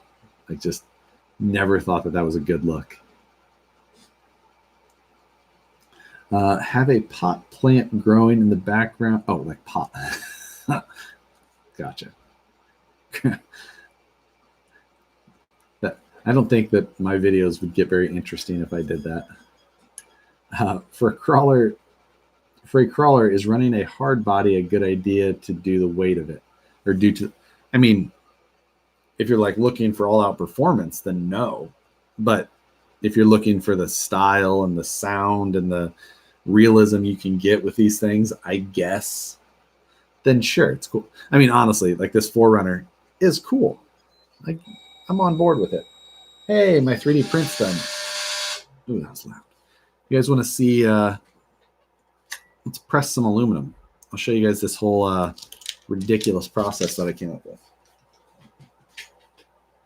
So let me pull this 3D print off first.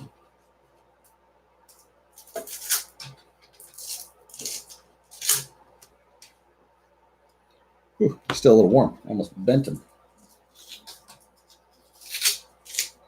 All right. So, oh man, I'm going to miss a ton of comments. We'll come back. If I miss your comments, I'll try and, anyway. So what we have here are two print. Let me try and get the right lighting, the glare on them. So this side, that pattern is indented. So the female side of my mold. This side is, embossed or outward. So that'll be the male side of my mold. So as long as these were designed well, they should fit together, which I feel like they do. They're still like basically hot from the heated bed. So let me turn off the fan on this printer.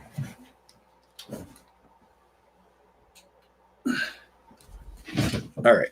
So now we should get a little quieter anyway. So anyway, we've got those two pieces. Then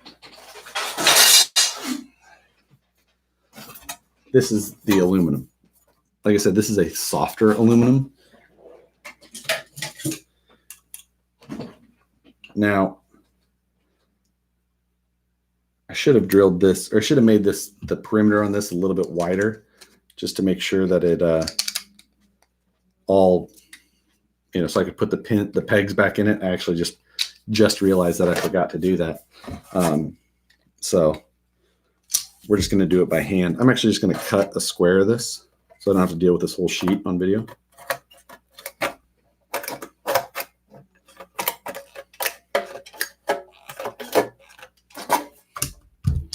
What do I need? A little more. Like I said, sorry, we're going to miss some comments, but we'll come back to it.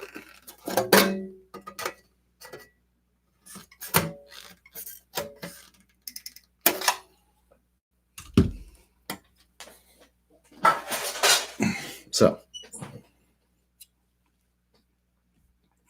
anyway, this is that aluminum. This is 025 thick.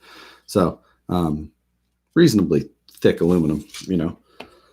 And then, so what we're going to do is we're going to take one of our dies, and we're going to put that on the bottom side.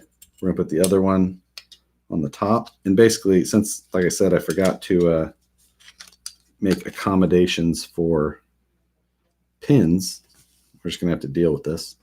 Now, I should say that I also, this is a whole different mold style that I have not tried yet. So this is a total experiment, and it could completely fail. And if it does, I'll show you how the other one worked. So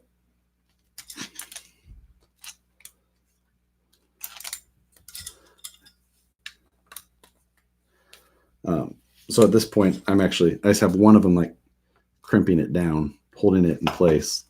And then I'm just working the aluminum around with this other one.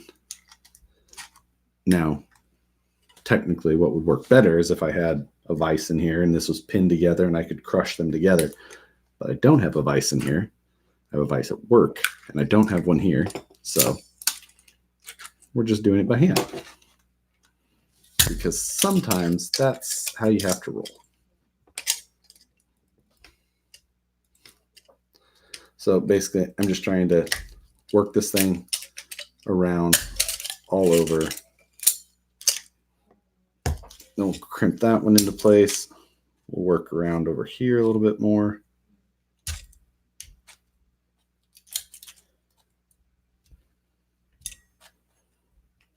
And I understand this is extremely exciting.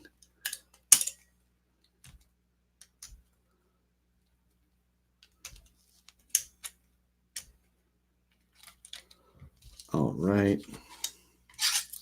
So we'll release this and see how it came out. No, this one didn't come out. That's what I was worried about. It kind of did what I wanted it to, but I was trying to make it work in these like really small grooves. And I was concerned of this, and it basically just put the lines in there like I was worried it would. It didn't actually give me enough depth. Bummer. I should have just turned that whole thing off.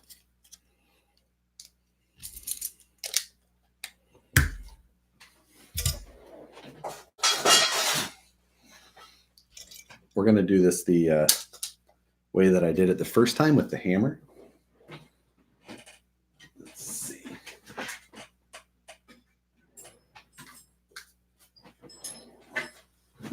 This will get loud for a minute.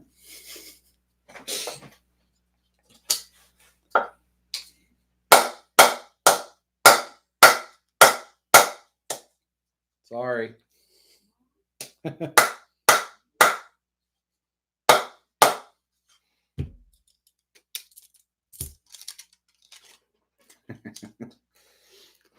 So technically that probably would have worked, but I flipped the molds around and I had them going opposite directions. So now I ended up with an X pattern. Dumb.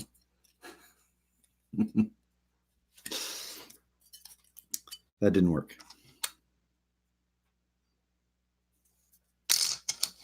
I'll revisit that plan later. That's okay. I'll show you the one that does work. Why not? So this is my other mold. You can see there.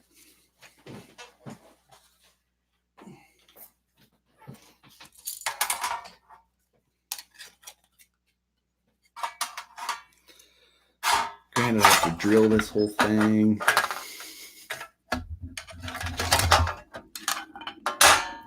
I'll do a whole video. You'll see. Things always work better in edited video. They always work the first time, every time. Whatever. Sometimes things don't, you know. And my little hammer, look at that thing. It's a perfect RC hammer.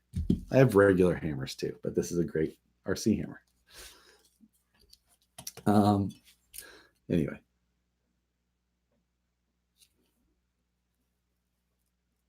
Man hammer though, yes. The size of my hammer is just fine. Let's see. You need thicker aluminum plate. I don't think I need thicker. I think that thinner plate probably would have worked, or possibly would work better for that thin. Did I bring the thinner plate in? I think that I did.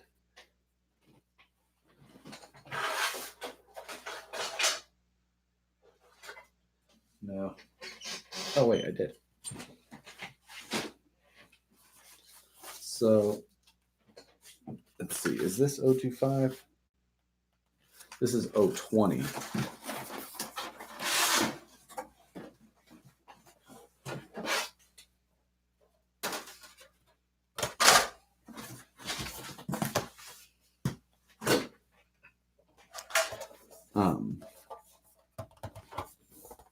So this is 20 thou thick versus 25. I think again, probably just not the right mold for the job though.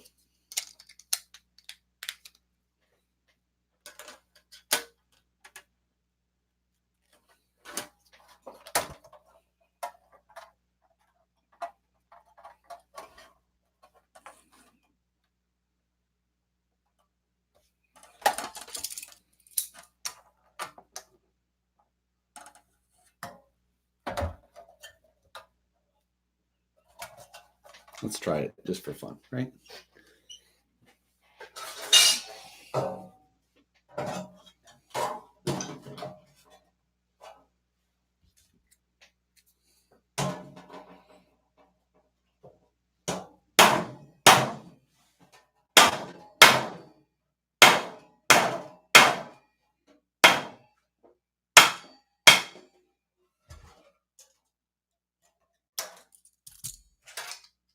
Oh, actually worked out pretty well. So I needed to change the clamp and then hit the other side, but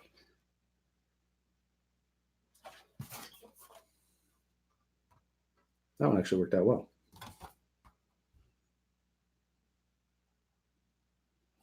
You can see on this side how it's too light because that's the side that just had the clamp on it.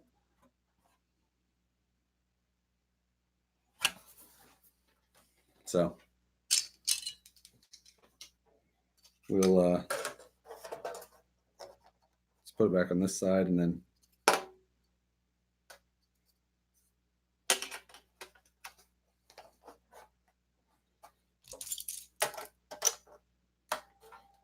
hit it on the hammer on the other side.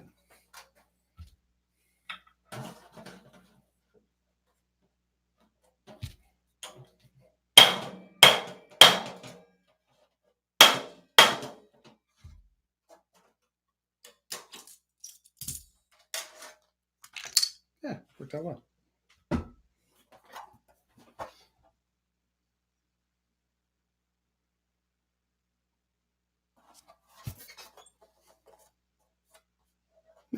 I'm actually pretty happy with that. I'll trim it out.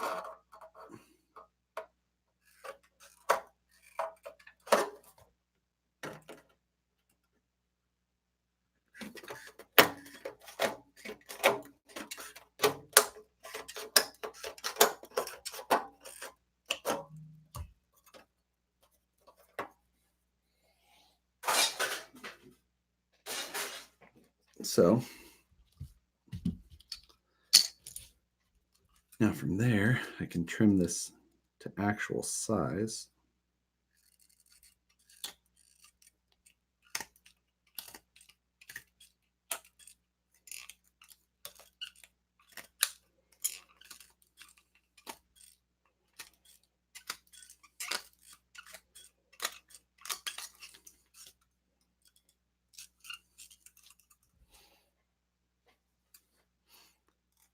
Yes, it would take damage like the real thing, although I hope that, you know, the place that I have this intended to go shouldn't see damage. But if I do end up putting panels like this in places that are vulnerable, I fully expect it to actually show some pretty realistic dents,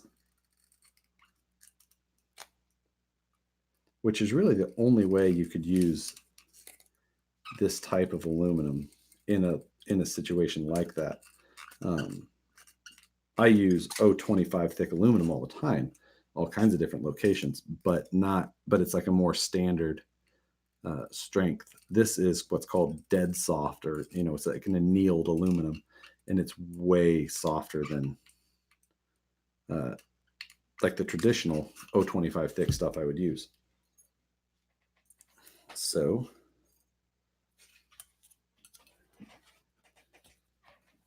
after that,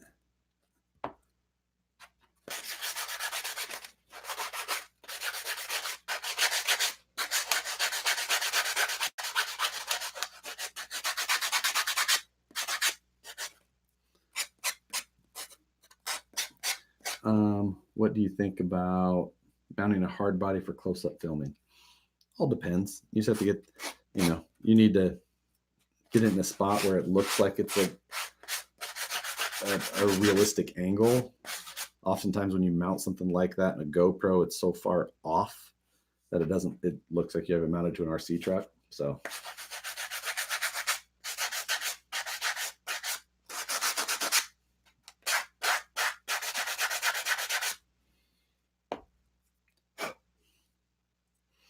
yeah, there we go.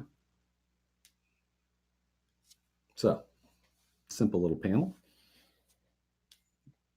And the idea is that this would go in the area that it just fell through, which is good. It's the right size.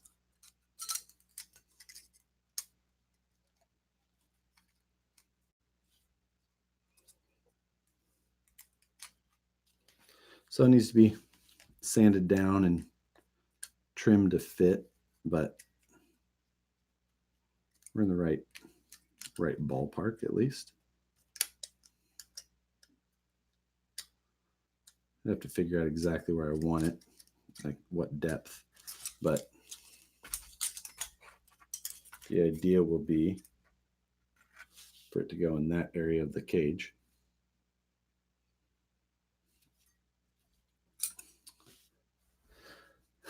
I have a 20-ton press you can borrow. I have one at work too. Big air over hydraulic, nice press, but that is not here. And honestly, a regular table vise does the job pretty well. It's just, I don't have one in here. I'll get one eventually, and that's how I'll likely do this type of stuff.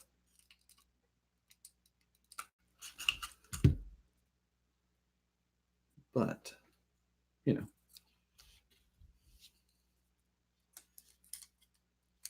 yes, I'll likely mount this off of the shock tabs.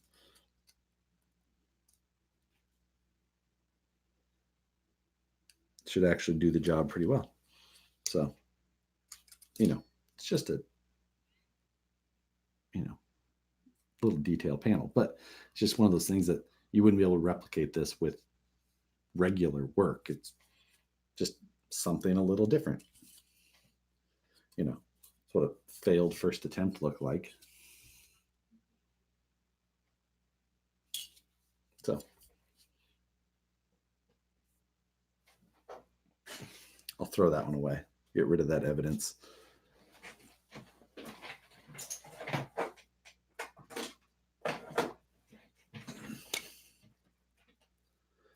So Arbor Press may be perfect. And Arbor Press actually would work pretty well, you know, other than having the smaller square. It'd be nice to have the plates, you know, if you could put it between some plates.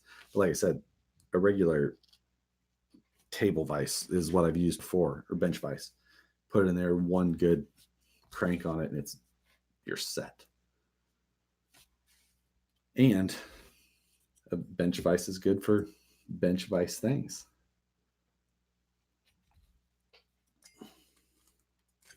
All right, we got the width to the right spot.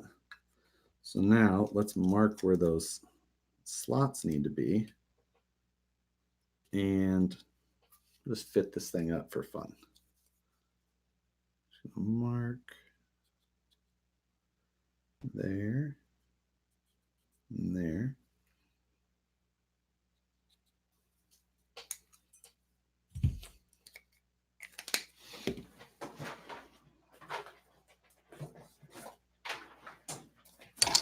I'll spare you guys the sound of a Dremel. Instead, just make you listen to the sound of me filing away aluminum, because I'm sure that's going to be awesome. The failure is still on video. Absolutely is. I will not deny that. But, oh, I hate you. Thank you for that.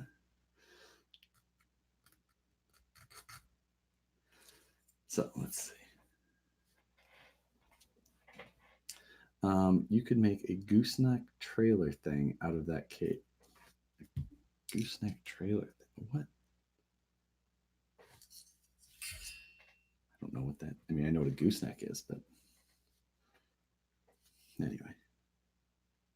All right, we'll get back to monitoring comments finally.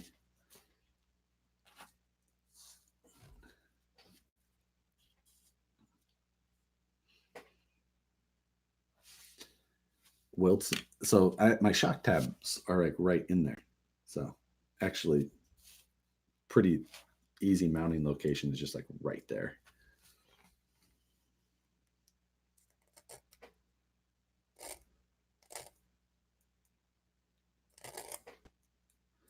You know, do you think Axial will do a 1/8 scaler?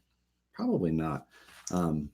You know, like the bomber stuff and things like that. It's like the popularity of that stuff has fallen off so much. The sales numbers, anything 2.2 related, that I highly doubt that we'll see anything focused in that area anytime in the near future, just from the big brands, you know, or the brands that can see that type of data. How do you fix an RC servo motor? If it's a motor, you just throw it away and buy a new one, or send it back to the manufacturer and try and get a warranty. But if it's not like a regular Futaba or High Tech or somebody like that who doesn't have a good warranty program, you're SOL. Let's see. Can I have your cell phone number? No.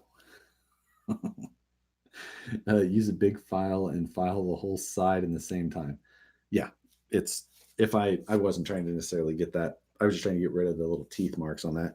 But yeah, as far as like, you know, I only need to get it as straight as my tube work, which, you know, iffy at best. What do I think of traction hobbies? We covered that one. Not a fan, or not something I would personally want to buy. Let's see. Cell 2 block 5. I don't know what that means. They got repair kits for RC servos. They do, but generally that does not include a motor. That generally includes gear sets or cases, not motors or control boards.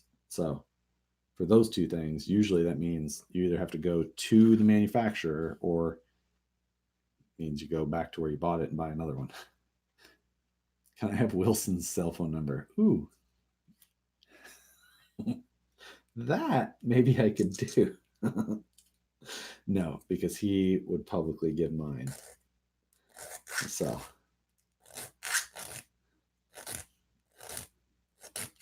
I won't start that game.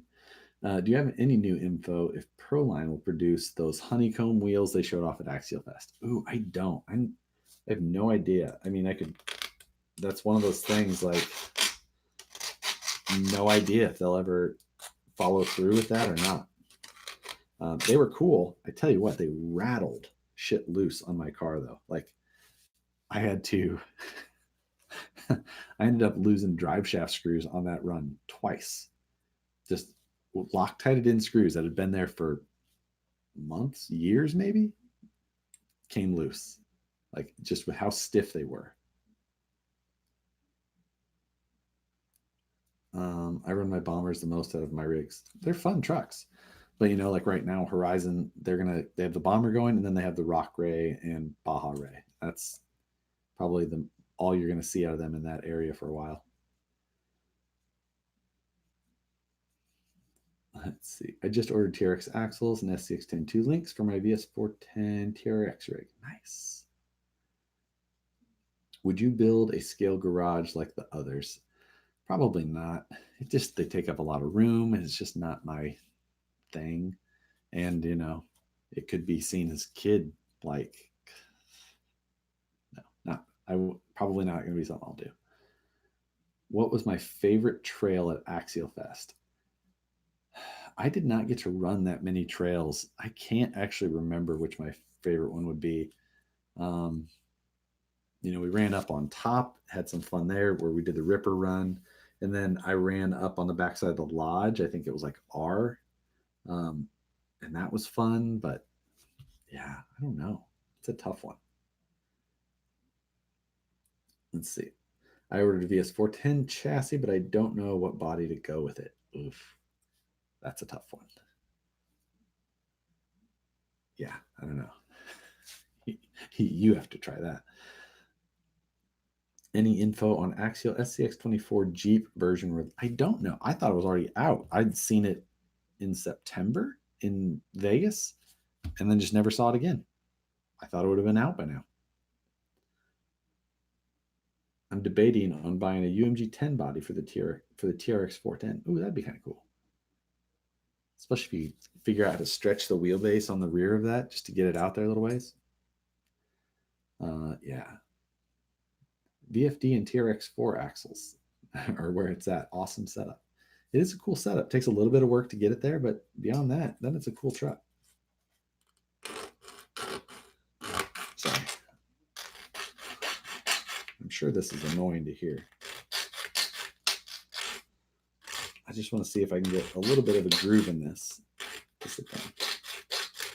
Let's see. Josh, do you think these 1/18th and 1/24 scale trucks will take off? I don't know. I don't know if take off is the word. It's like I think they're always good releases, especially around holidays.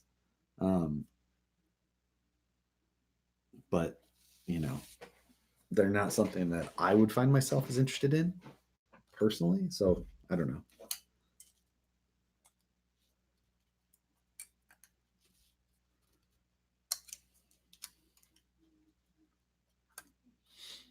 Let's see. More width.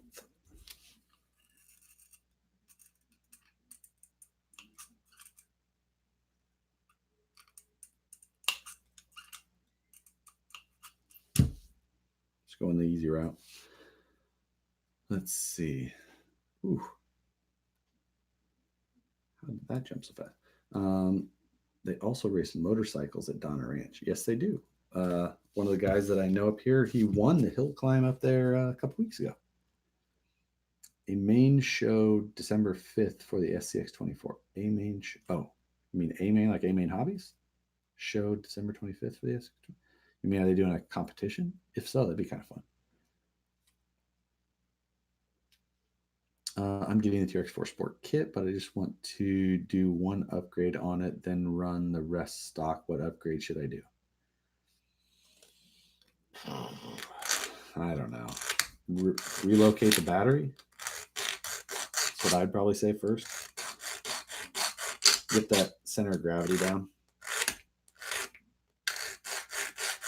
That would be what I would do first if I was going back to it.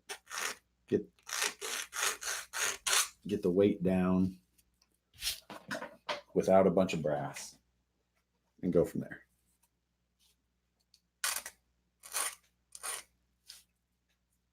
Let's see. Want a pre-made rear cage for the VS410 chassis on SCX102 axles. You want a rear? Is that what you mean? I don't know of one if that's what you're asking, but I was told that if you use packing tape inside of tire walls will help the tire wrap. Is that true? Because I did it and only noticed a little different. I don't know what the theory behind that is. I would just get good foams. Just get proper foams and you'd be better off. Donner Ski Ranch or Cisco? Definitely Cisco for having. Oh, you mean as far as like what's better for Axial Fest? Cisco's more fun for the atmosphere. Donner had better terrain, but if Cisco isn't going to allow people to have the event, then that's not going to happen. So I assume that we will be at Donner again next year. Are metal axles worth it? For me, I like their style. I like the way they drive. I like not having to worry about breakage. Where can we order stock TR4 axles? I don't know, eBay, something like that, or piece them together, or buy a used TRX4 cheap. That would be the options that I've gone through. Let's see.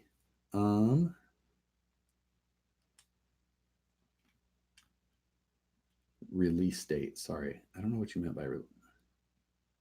Oh, A-Main shows December 5th as a release date for the SCX24 with the Jeep. Now I get what you meant. Sounds reasonable. If anybody should know, I mean, I would expect them to have somewhat decent information.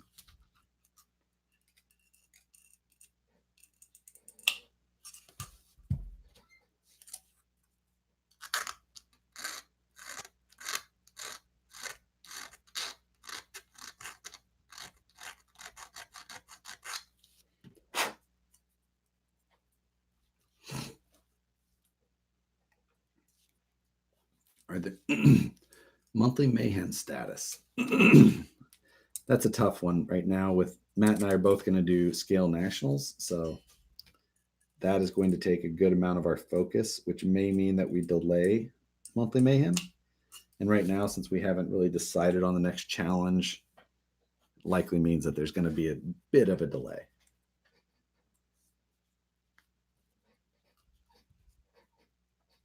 Metal or plastic rod ends? Pretty much always plastic rod ends.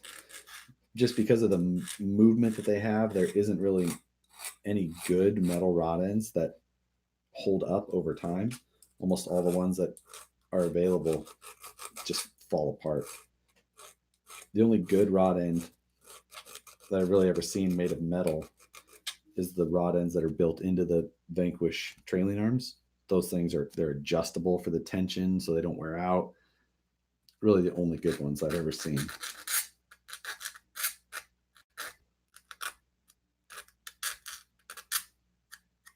Let's see. The truck will be running on hiking trails, not many rocks. Would be stock tires be good. I got to set it from a buddy and started to cut. Stock tires on TRX4 are fine. How about those Chiefs this season? I'm a very minor I'm not much of a football watcher, but so far it's been good. Let's see. When people ask why I put rock chuck axles under a lot of my rigs, I tell them for the low hung weight. That's good too. I just like the strength and durability and how they drive. I'd rather see Matt eat his hat than rush the next monthly Mayhem. Yes. I want a Vanquish F9 portal. Sure, jump. Portal with a pass through to put under a UMG 6x6. It's a lot of portals. Do you think Proline will offer more hard plastic details with the Lexan bodies in the future, like door handles and front grills? I don't know. It seems like it's something that they could do. Hopefully, maybe they do. Predictions for Scale Nationals, Class 1, 2, and 3. I think Akaika and the Colorado guys will be the top 5 for each class. Top 5. That is quite the sweep. I don't know. I mean, it's a pretty safe bet. They're all, they're building pretty dedicated rigs and stuff like that. But top 5 is it's a lot of people, or a lot of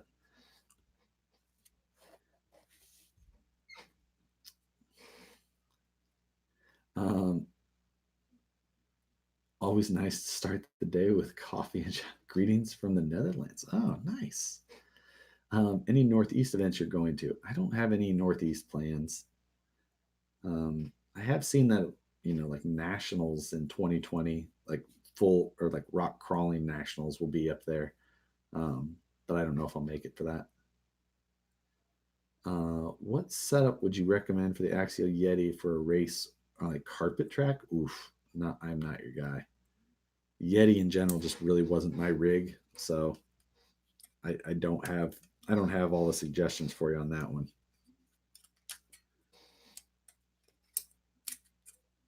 Good morning from Palestine. Dang, that's awesome.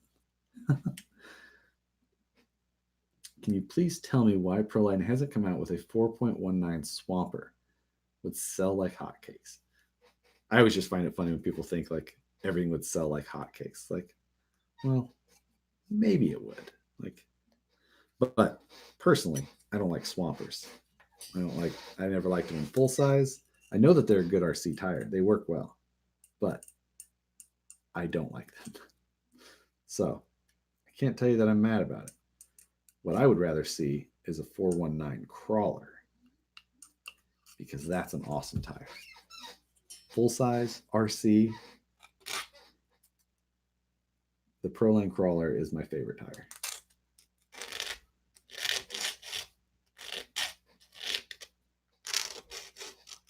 Let's see.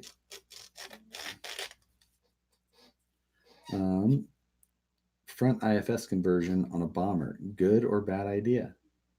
I mean, I've seen some cool ones. The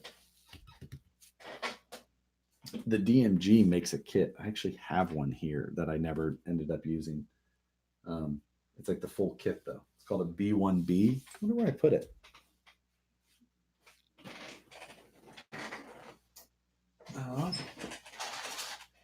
It's right here.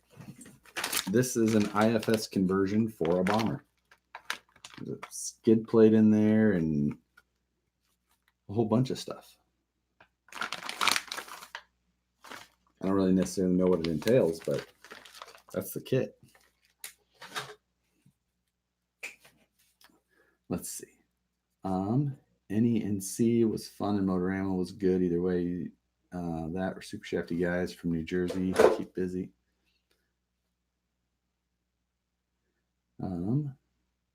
Check out like Christopher just said, B1B right there.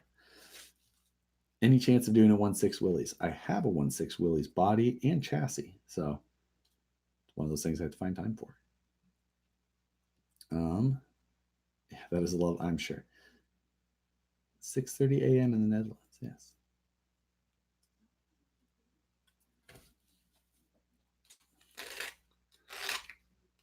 sorry to continue making this terrible sound. But at this point, I would really like to see what this thing looks like in place.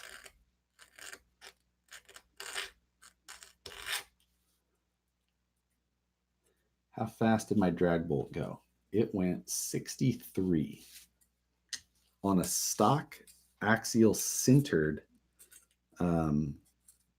rear ring and pinion, right? Yeah, I never changed out the rear.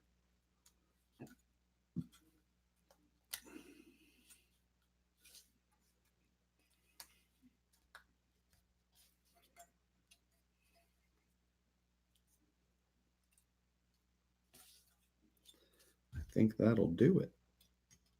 I think we're just gonna put a little piece of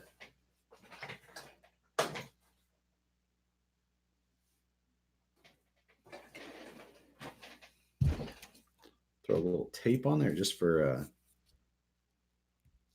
visual right now,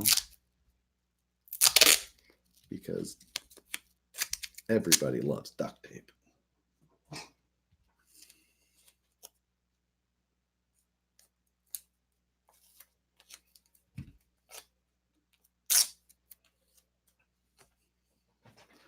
Let's see.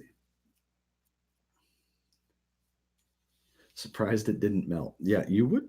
You know, if anything, I never would have thought that stock ring and pinion, especially the sintered, deadbolt one, never would have thought it would have survived. It was shocking.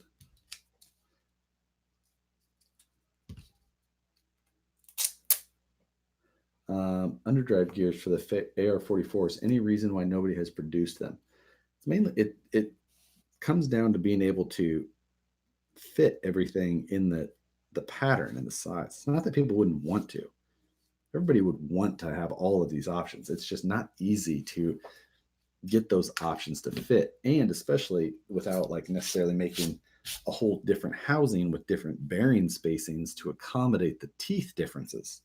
So sometimes it just won't fit, and therefore you can't do it. We need a Willys pickup custom built one, but now it's a shelf queen. I custom built one. Oh, I see what you mean. Sorry.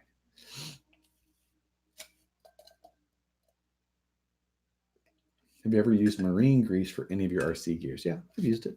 It's okay. I use a number of different greases. Just keep things greased, they'll be fine. Let's see. Josh asked this in the other video, but what is the voltage your TIG? Mine is either running 110 or 240. I would have to install either circuit in my basement or freeze in my garage if it's existing.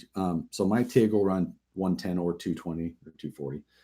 I run mine on 110 all the time. I've never ran it on 220 or 240, as you're saying.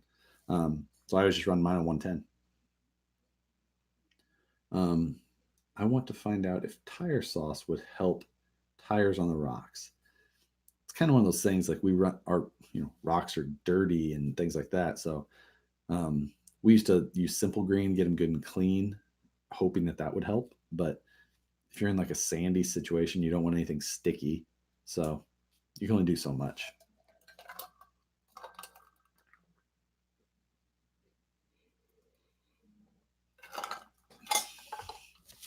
So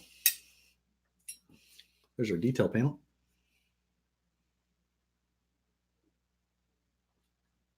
So just a nice little addition, something different.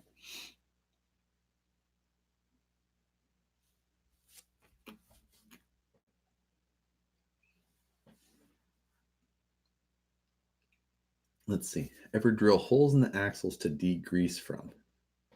I did it not long ago. No. I mean, I have axles like the F9 axles that come on the BS410 Pro. It's got an oil plug, like a scale one. Technically, you could undo it and put grease in there, but it's not something I would probably ever actually do. I use a good grease so that I don't have to do it often. When I tear it down to check bearings or anything like that, clean the grease, re-add the grease, whatever it takes. Let's see. When are you going to start up your Wraith 19 upgrades again? I don't know. It's just another thing to do. Maybe one time.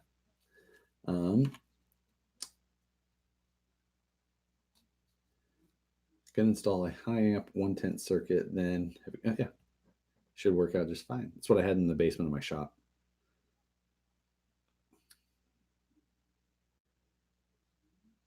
Wouldn't an IFS bomber just be a Yeti? Pretty much, just different cage. The one thing with the Yetis, it's got such a big pan, like belly pan in it, that it's kind of a bear in the rocks, where the IFS bomber would technically, be a little narrower, a little better still. Let's see. That is going to look good on the truck. Thank you. What's the diagonal lines on the plate you made supposed to resemble? Just like a bead rolled panel in the full size world. Oftentimes guys will take a sheet of aluminum that they're going to put into something, and they'll put beads in it just to kind of stiffen it up, make it a little stronger, and add some style. That's all it is. Nothing beyond that.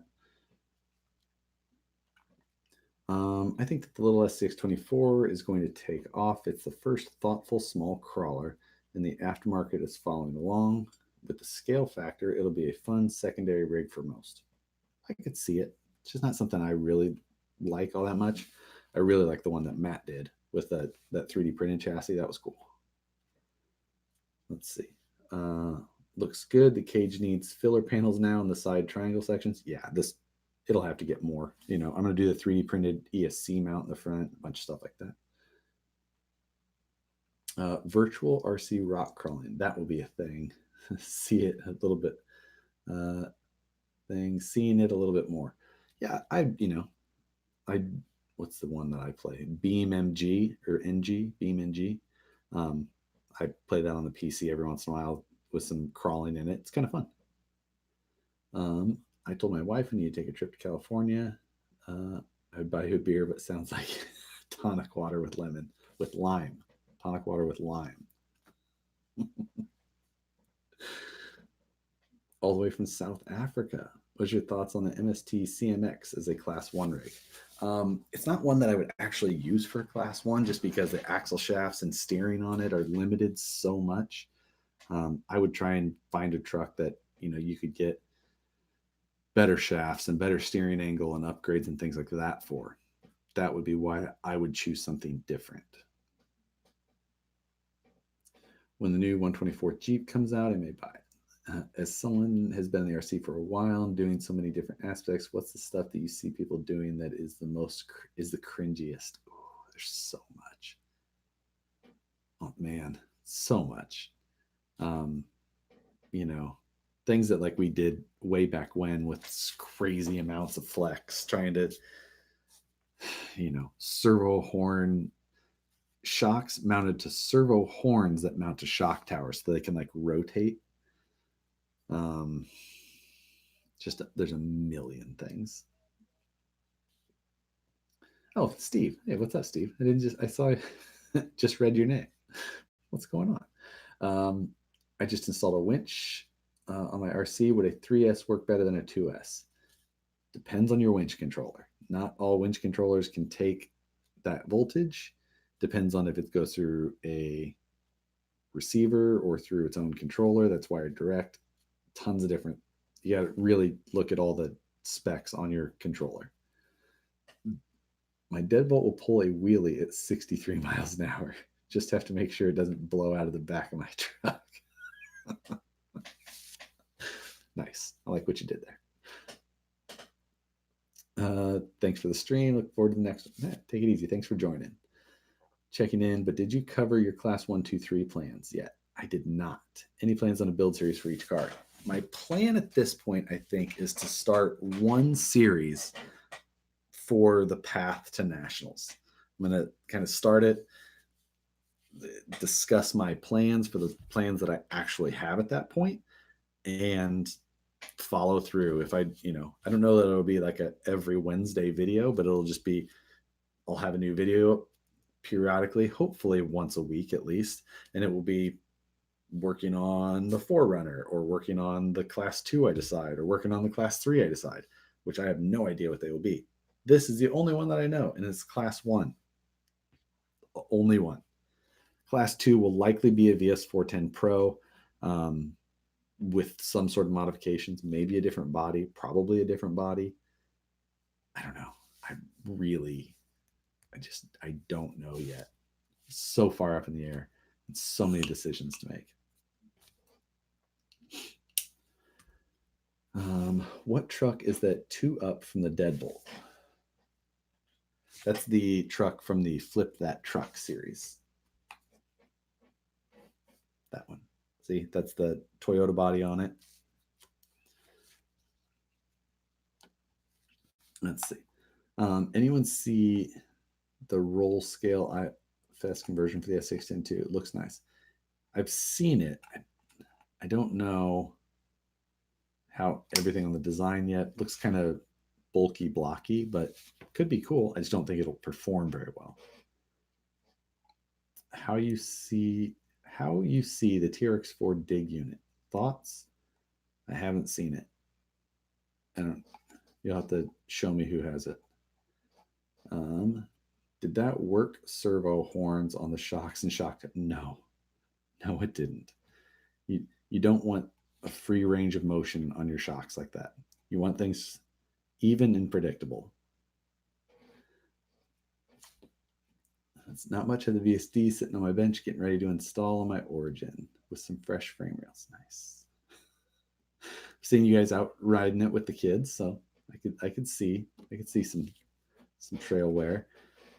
Is the SCX24 just a rebranded low C microcrawler? No, it's totally different. It actually is a totally different car. I've had the ECX, which is the low. Well, the low C was the totally different. Yeah, very different cars. Leaf springs in your future. I don't know that there is. I've done the points on this 4Runner, and I think I can get to my 60 points pretty easily without going to leaf springs. Let's hope. Any idea when the fenders for the VS410 chassis will be available? They're in stock now.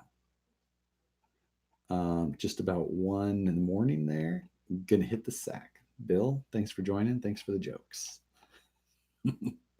Scale Nats March 20th to the 22nd. Yes. And that will be here in no time, honestly, because December is going to be a blur with the holidays and all the travel. Then January, February, and some of March to try and get 3 complete trucks built.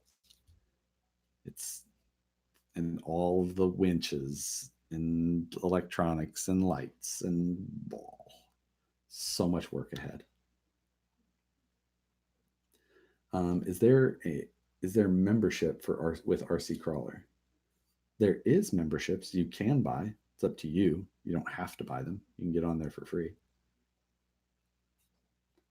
I have the VTH IFS kit from 1/10. It's pretty cool. I don't know which one that is. Have I ever built a crawler track? No. It's just so much work. So props to the guys who take the time to do it. That is not for me. I run an orange full body Yoda on my crawler setup bomber. Oh, nice. The body on cages, I've seen some good looking ones. I've seen some that don't look good. What do you think of taking a TRX4 with a better chassis as a class 2 rig for your builds coming up for the Nationals? Think it would be nice to see how tackle the high CG problem on the portal vehicle. If I'm going to go with something that I I feel is going to be the best approach to go, with the exception of I won't do flat frame rail chassis stuff. So, which is basically the TRX4. You can do a VS410 chassis swap, or you can do a flat rail swap. And there's no way I'm doing that. So basically I would be running that truck that we've had in here looking at, or flat rail stuff. And I'm not going to do flat rails. I hate them.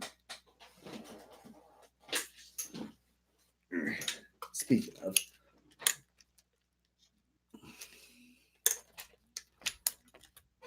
let's get this thing dropped back in position before we wrap this thing up.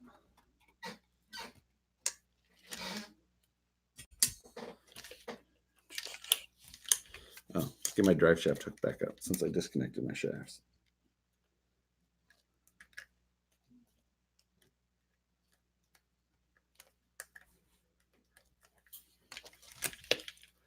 All right.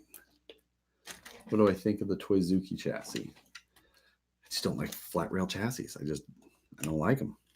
I think that they're ugly, and I think that they're a poor fit.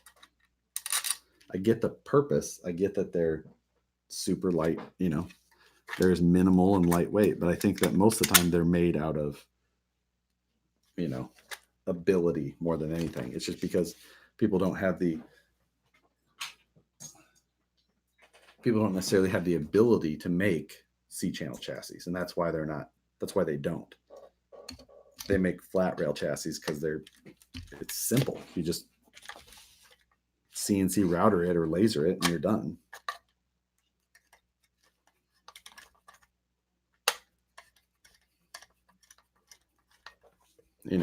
And yeah, when they're lighter, there's advantages there and the whole thing. I think it's a laziness.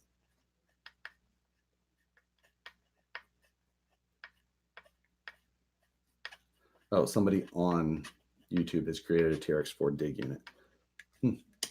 I mean, I basically just put a 3-gear transmission in with a dig unit, so kind of got me everything I need. And it's easy and reliable, and it works really, really well. Let's see. Three Brothers RC servo winch or RC 4-wheel drive? Neither. I'll go with I'll either go with one like from PowerShift RC, or I'll build my own. But like the Three Brothers or the Reefs, that's not the style I would run. They're just too bulky, and the RC 4-wheel drive ones aren't strong enough, or are too bulky, like the 8271. What's your thoughts on the Hobbywing axe system? I always ran brush my scalers, and this would be my first brushless. I don't like the axe system. I've got it in my 1.9 Wraith. I just don't like it. With how it controls torque is different than most brushless systems, and it's just in a way that I don't like. Some people feel like they're very smooth, but basically what it is, it's controlling how to. It wants to keep you at a constant wheel speed rather than allowing you to modulate how much torque you want to put in. It's trying to tell you, or it's trying to say you decide what speed, and then it will apply torque as needed to keep you there, which doesn't work when you're trying to do, put yourself in a little bit of a bind, and it wants to throw all the torque at it, and I just don't like it.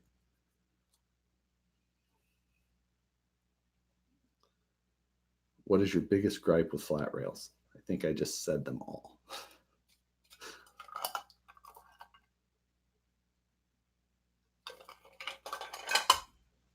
What would you recommend for someone new to crawling that has a TRX4 looking for something better? I mean, I would the budget build series kind of goes through everything with the TRX4. TRX4 is still a good crawler and has a lot of potential. It's just like the SCX10 too. It needs a lot of upgrades too. And it's not that it needs them. It's just depending on the level you want to drive it at or how hard you want to beat on it, needs things to handle it. It's not that big a deal. I know a lot of people who have bone stock ones and just drive the hell out of them. Well, maybe not bone stock, because obviously things like servos and things like that are always going to eat themselves for lunch.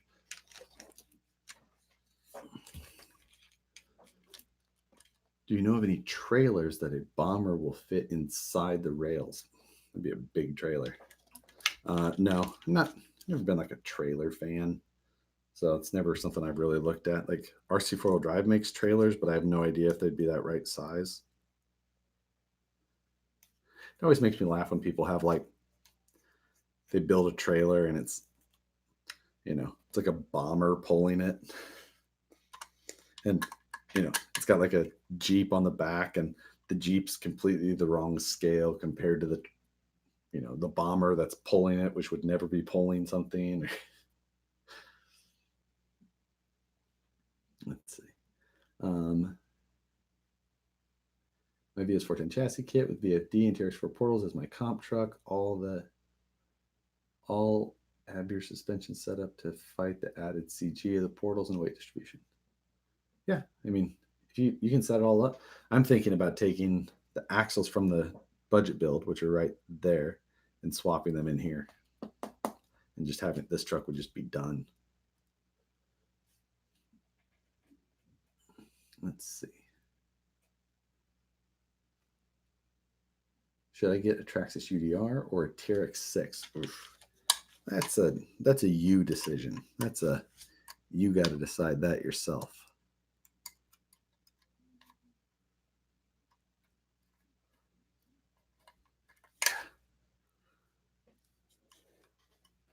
My detail panel is directly in the way of my vision. Got it. Damn it. Had it. Got it again.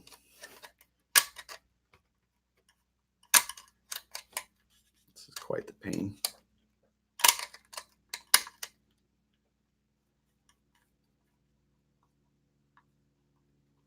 All right, there we go.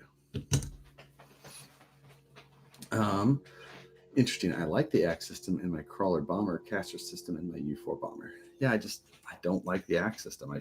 It takes so much of the feel away from driving. I just feel like it doesn't allow me to stay as connected with the truck. It's not something I would want to, or have the desire to use.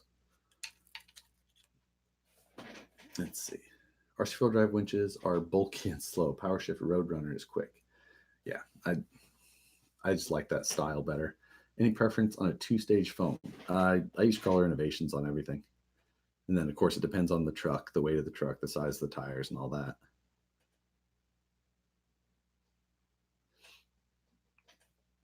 How does an Outrunner handle water and dirt? I don't know how it handles water. I don't run much water. I try and avoid it most of the time. Dunking my crawler is never something I'm super into. Two completely different vehicles. Depends on what you do. I plan on towing my fast bomber with my slow crawler bomber. I just really like the look. I get it. People don't necessarily like the look of Lexian bodies. They only like hard bodies. I like Lexian. That's why you can build exactly what you find best, and we can still all be happy. Let's put this back on. Yeah, that'll look good. Just ordered the inner fenders. Shipping was more than the fenders. Yeah.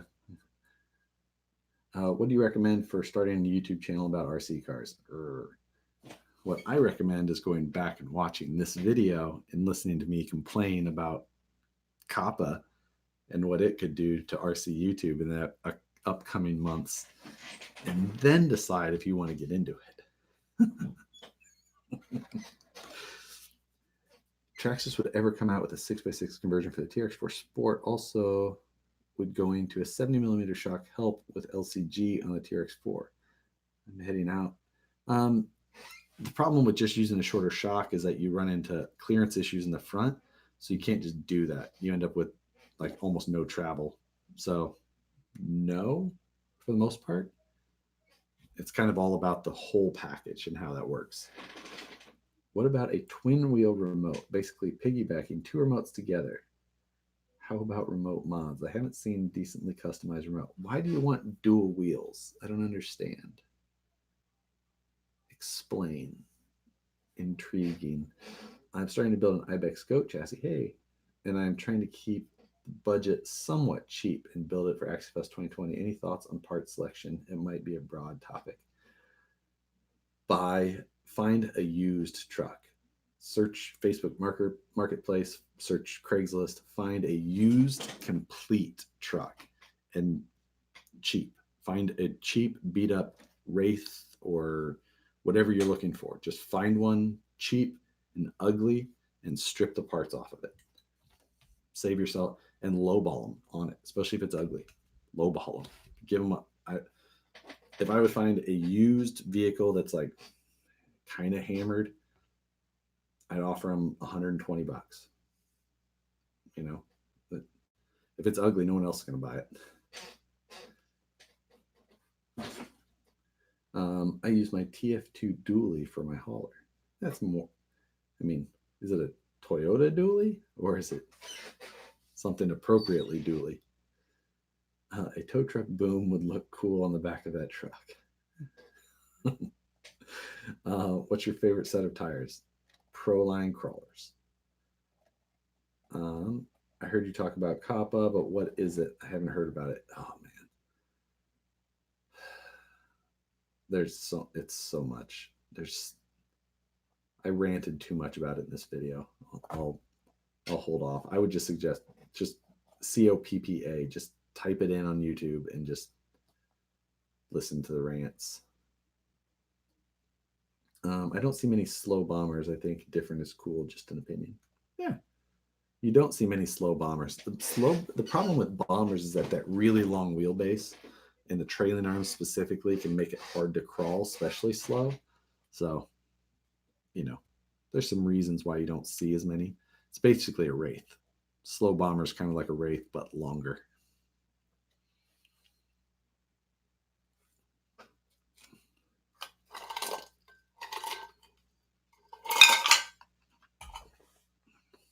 I'm out of water.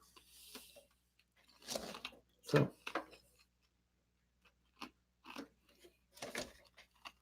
I think it turned out pretty good.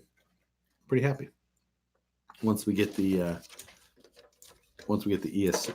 ESC mount in here, 3D printed, I think we'll fill in both of these, or the two front triangles and the ESC here. Probably do aluminum panels in these two triangles. Kind of a cool finished off bed.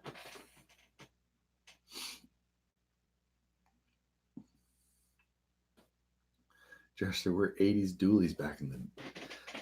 For Hiluxes? You could find an 80s Hilux dually?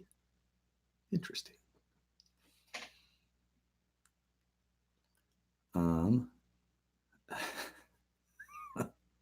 Yes, no, it's just water. Nothing fun or exciting.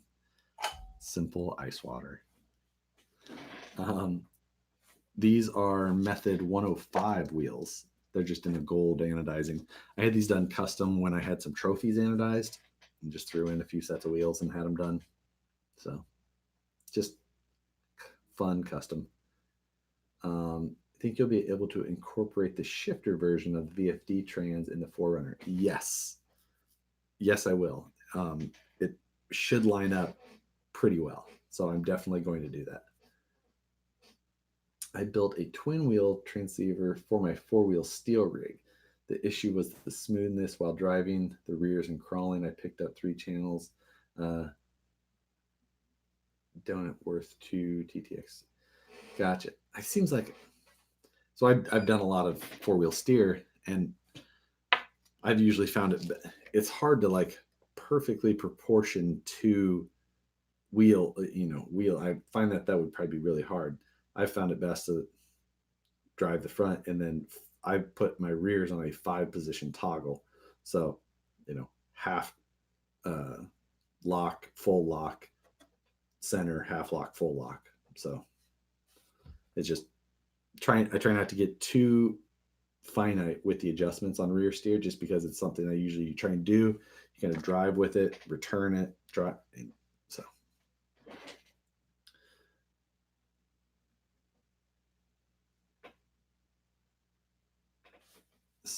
let's see. All right. Well, I think we're getting pretty close. What time is it? 10 o'clock. I think we've come to a pretty good time here. We'll do, it's 10:08. We'll go to 10:15. 7 more minutes. So, RC needs a fake motor on the front of the hood. I don't like that look. It's mainly just not my style. I like the stockish, motor position look rather than the blower sticking out of the hood. That's another one that bugs me is the disproportioned or poorly placed like fake blowers people put on hoods. The live chat stuff's been fun. I think we'll see if I can keep hitting Sunday nights, or Monday morning if you're in the Netherlands. I had some body pins here not too long ago. What the hell did I do with them?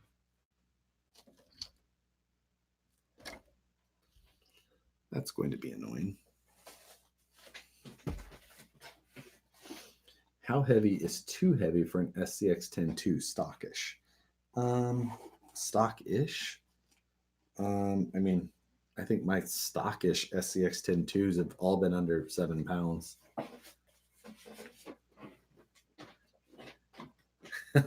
Hang time with Harley. Nice. I like it.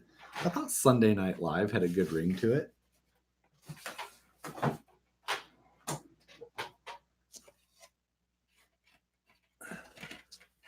I'm more wondering what I did with those stupid body clips.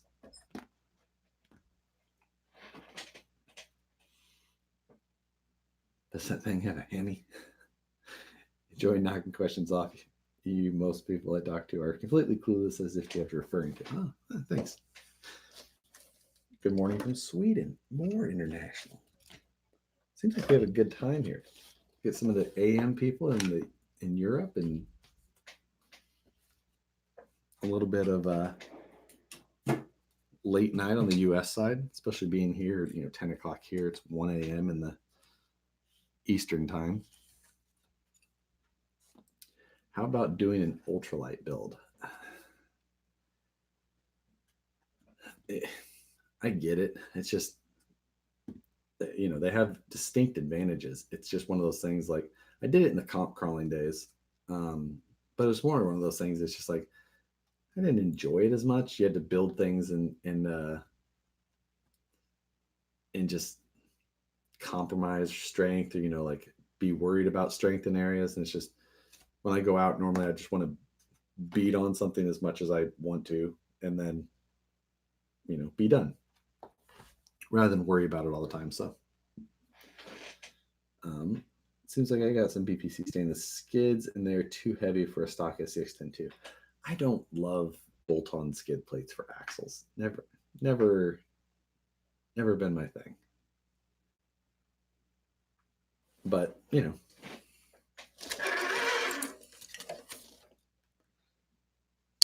I guess I just lost body clips. I don't know.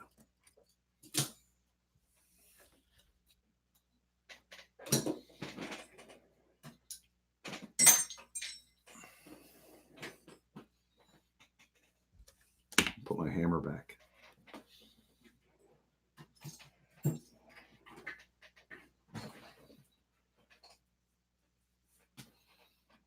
Thanks everybody for popping in. It was fun.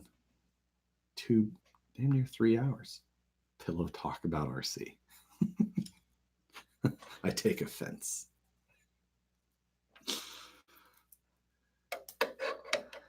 How often are you out crawling with your RCs? I try to every week, at least once a week. But it's hard. I mean, not always, but I normally try and get out at least one day. I watch all your videos. Thanks so much for from Vancouver Island. Nice. Peter, thanks for joining. I appreciate it. Harley's RC show. It's probably the least original, but makes the most sense, right? I can't sleep visualizing you in Crocs and socks.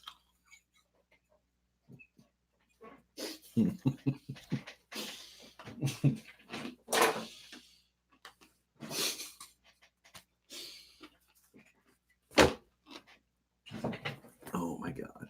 How many RT crawlers do you have? I think we tried to count this last night. I think maybe 30 or something like that. I don't know. I try and sell them every once in a while. So, or, like sell off.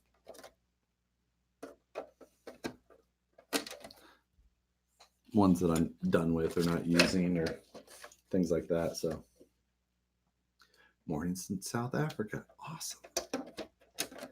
Crocs, socks, and tube tops. Oh my God. Some people, you'd really have to watch the whole stream to fully grasp that one. Grow a mullet for your Crocs. Whew. We are dancing with some craziness now. What do I do for a living? I work in RC. RC is all I do every day, all day.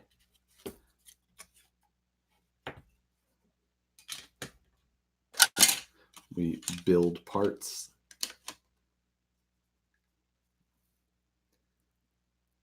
Let's mullet TRX4 all the way. Yes, the mullet mod, right? Is what we called the TRX4 build with the hatchback on it. Oh my God. All right, we're done. Hit the like button before you guys go. There's 120 of you in here. See if I can bump up that like button. We appreciate it. Thanks everyone for joining. It's a good time. If you made it through all the way, I appreciate it even more. That's a lot of listening to a lot of RC BS and me whining about COPPA rules, which I will again be touching on in the Scale News update, I promise. Because there's no way I'm going to be able to stop complaining about that yet. So anyway, I hope to film that again tomorrow night. Scale News to keep on the staying back on track with it. So anyway, boom. Thanks for watching, guys. We'll see you guys next time.